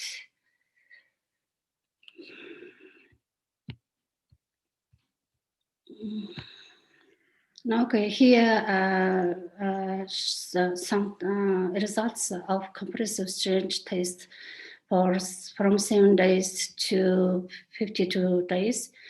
And from the results, we assumed that optimum replacement percentage shown that around 30% in other the viewers, and all the received the results. And general conclusion is said that according to the results of analysis on physical and mechanical properties of the concrete, recycled aggregate concrete, and compressive strength and various tensile strength models elasticity of the concrete mix of C25 into C35 with substitution up to 10 to 50% of natural aggregates with recycled aggregate, it's possible to replace up to 30% of natural aggregate with the recycled aggregate in the concrete mixes up to C30. Secondly, that the results of study also shown that it's possible to determine the optimal content of the test mixture in the factory by making it mandatory to test the motor base, determining the properties of the recycled aggregate concrete before using it in concrete mix. Moreover, that the main factor of recycled aggregates using in the concrete in the optimal content of the mixture were the main source of construction demolition waste, also the deleterious content, the porosity of the recycled aggregate, and also content of remained old cement passed on the surface of recycled aggregate. That's very important part of the research. And also in the literature review, the many researchers say that the remained old cement passed on the surface of recycled aggregate. It's a big influence for bonding of such aggregate into the concrete. And also, maybe it's also influence for the compressive strength and the durability of concrete as well. Also, that it showed in our the research as well, and the porosity also very important part in the porosity of the cement passed on the surface. And when the porosity is increasing, the amount of the water for the workability also was increased, and therefore we should determine the amount of the remained old cement passed on the surface of the recycled aggregate as well by thermal methods or chemical methods. Finally, now I want to inform you that we got some standards of recycled aggregate from construction demolition waste.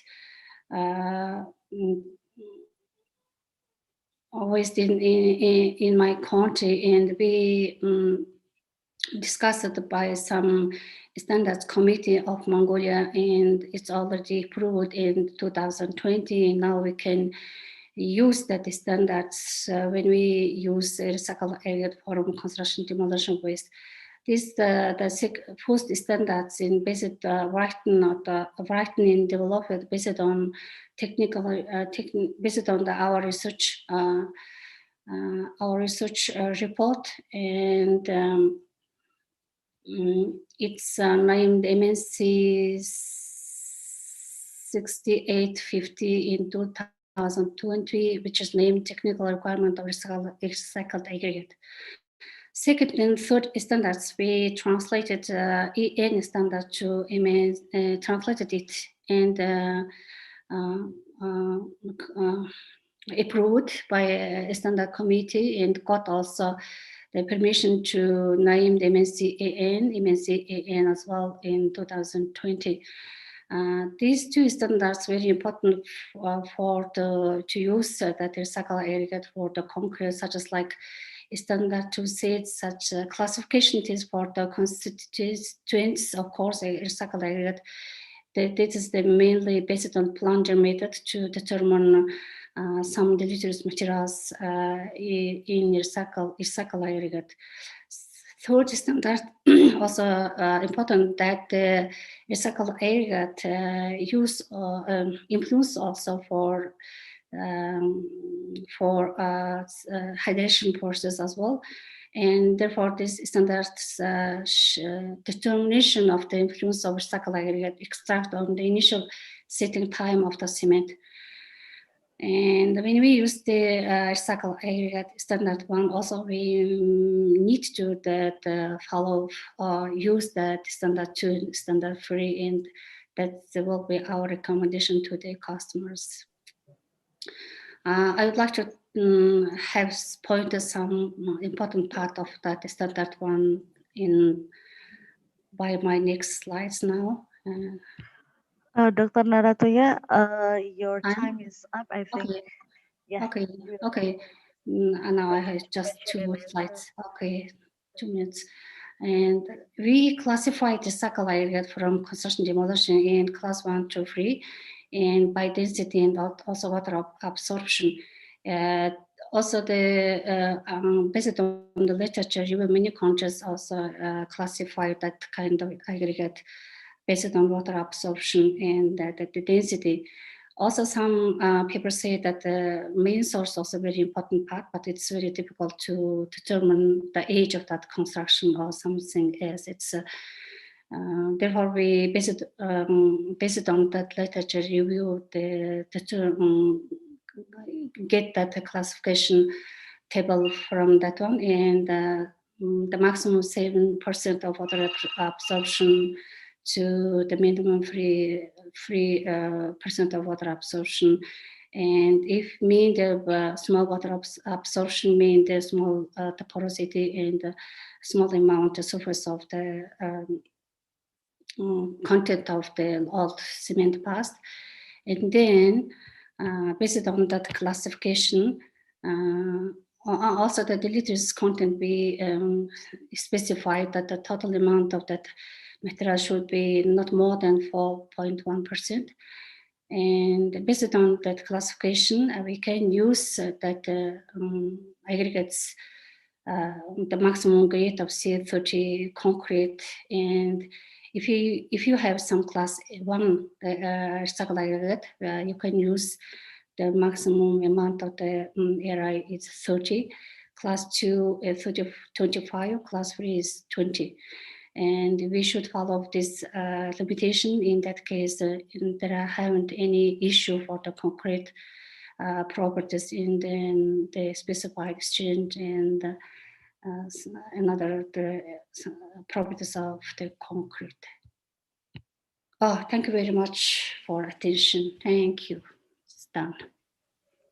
Thank you, Dr. Naratunya, for the presentations, and also thank you, Dr. Wan, for your presentation. We will now proceed to the Q&A sessions. The first question is for Dr. Wan.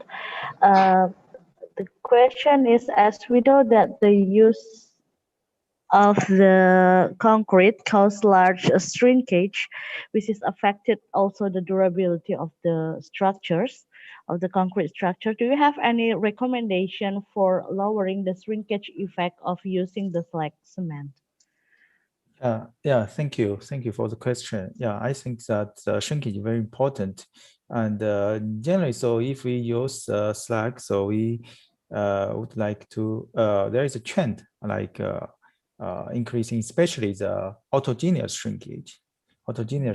So in that case, you need to be careful to use the slag and test it. And so, but sometimes fly ash is better for decrease the shrinkage.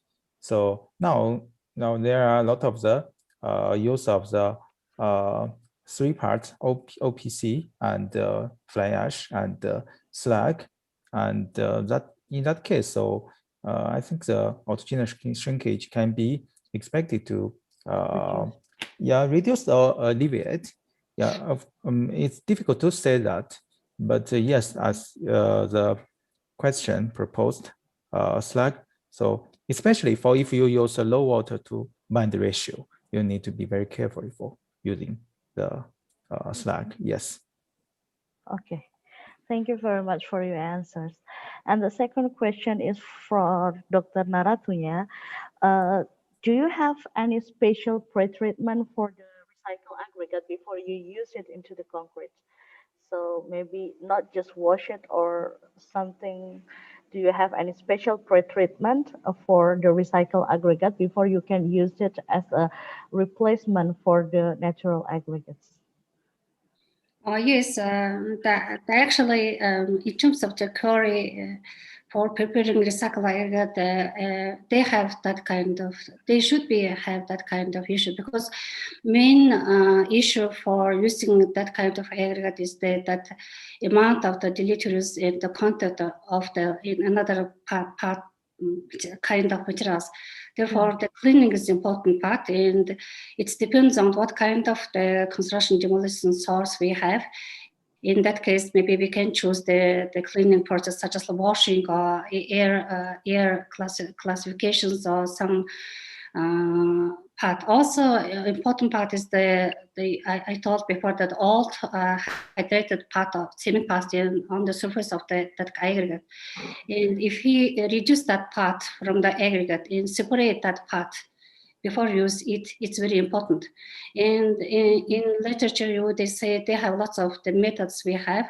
The main method is use the thermal method, and second is chemical methods, because if you use chemical methods, maybe it should be influenced for the durability of the concrete, what kind of chemical agent they will use. That's why the mainly using method is thermal method. It's from 60 to 600 to 700 degrees on the oven, and we put in the oven, and after then the shrinking of that different thermal coefficient difference of the cement past and aggregate, it's easy to remove. We done that testing as well in our laboratory, and the amount of that particle shown that 30% of that kind of particle we remove. That's why before use that, maybe the quarry should be organized that kind of mix to separate, clean the area. Yeah. Therefore, many people say that it's a little bit difficult or maybe more complicated technology than the natural aggregate quarry. Yeah. Yeah. Okay. Thank you very much for your answers. For all the participants, if you wish to ask questions to our speakers, you can raise your hand and we can unmute you. So, okay, we have one question here from Rahmita Sari. I will unmute.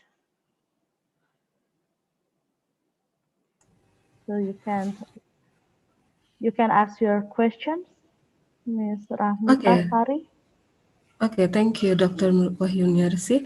Actually, I would like to address my question to Dr. Narantuya. Okay, thank you very much, Dr. Narantuya, for your great presentation.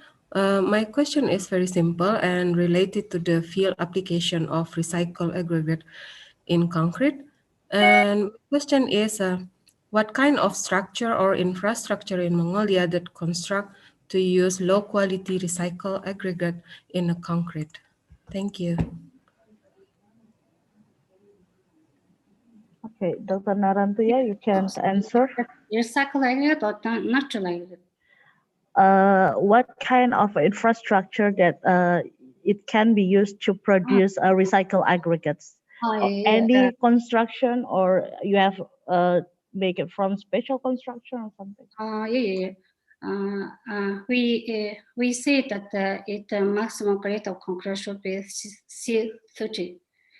That kind of grade concrete we use for the foundations and also some small stories of building slabs and the columns as well.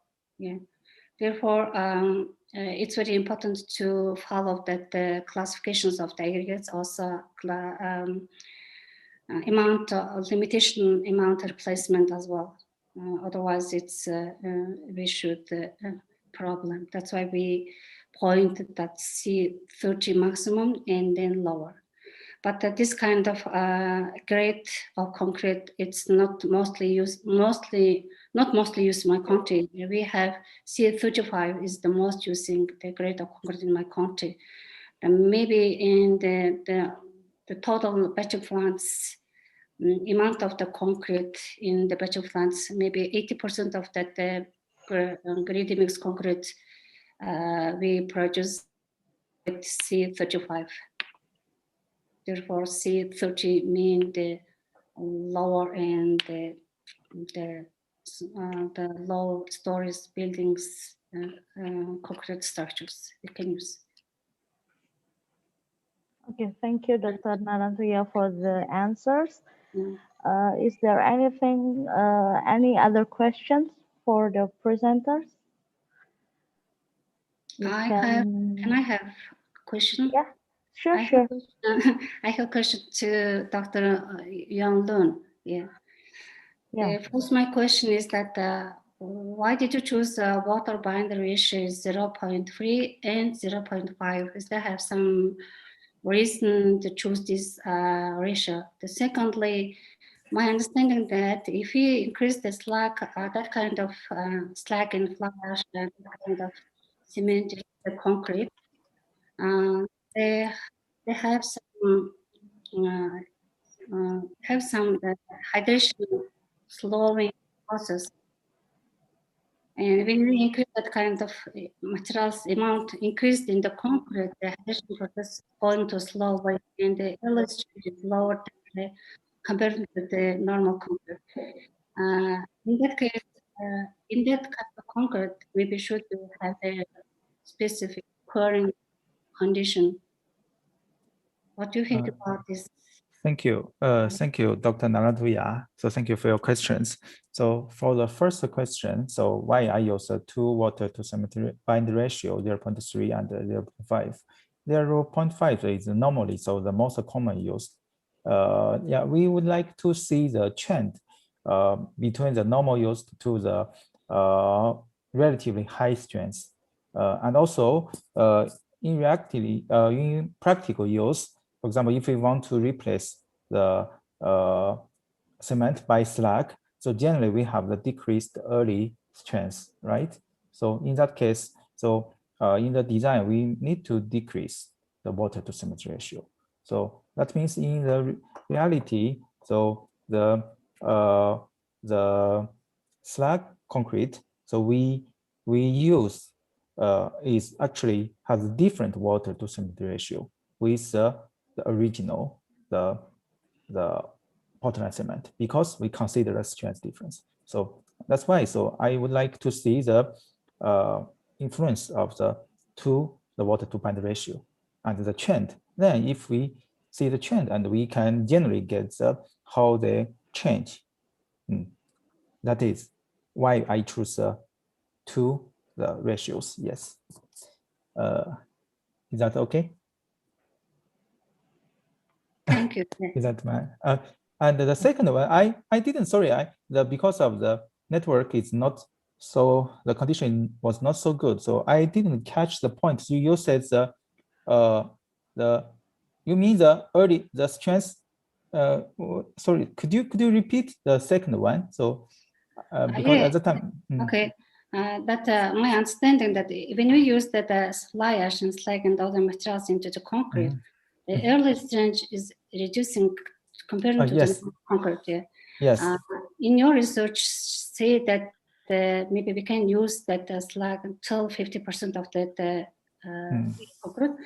Yeah. And maybe in that case, maybe in my understanding, we should have some specific curing recommendations to the customers who are going to use that that concrete. Yes. Is it right? Yes. If you use as actually this is related to the first question. So generally, if you just replace cement by slag or fly ash, so you will have the decreased strength at the early age. So in the Japanese standard, so that is there's a requirement to have the longer curing days. Actually, so compare with OPC, the Portland cement. So in the standard, they require the longer curing days. This is one point. But as alternatively, so we can, in the design, we can decrease the water to cement ratio to compensate the strength decrease. So in that case, so we can have the similar the strength similar the design strength, not design the standard strength if we decrease water to cement ratio, especially for high slag ratio. For example, 70% or even higher. It's difficult to expect the same strength at the normal curing. So in that case, so this kind of the optimization of the mixed proportion by decreasing the water to cement ratio is necessary, in my opinion. Oh, thank you very much.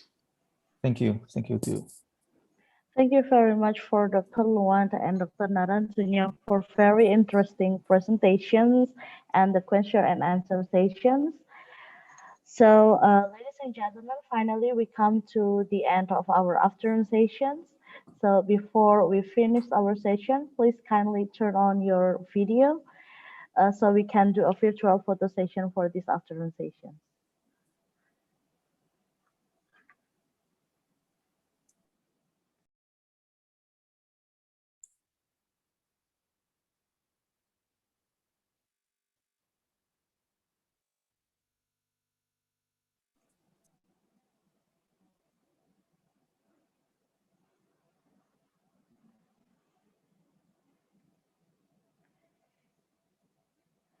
Okay, thank you very much. We are now at the end of our first day of the seminar, and I would like to say thank you to all of the participants who joined our seminar today, and also to our speakers from the morning and afternoon sessions, Professor Hikaru Nakamura, Dr. Fadila Muslim, Mr. Toshimitsu Kobayashi, Dr. Bakmo Naratunya, and Dr. Luan Yao for delivering very informative and interesting presentation for this seminar. Hopefully, the presentation today will give us more insight about the concrete and it will be beneficial for all of us. See you tomorrow on the second day of the seminar. Good afternoon and stay healthy. Bye-bye. Thank you. Bye-bye. Thank you, Thank Dr. you Very Nia. much. Thank you.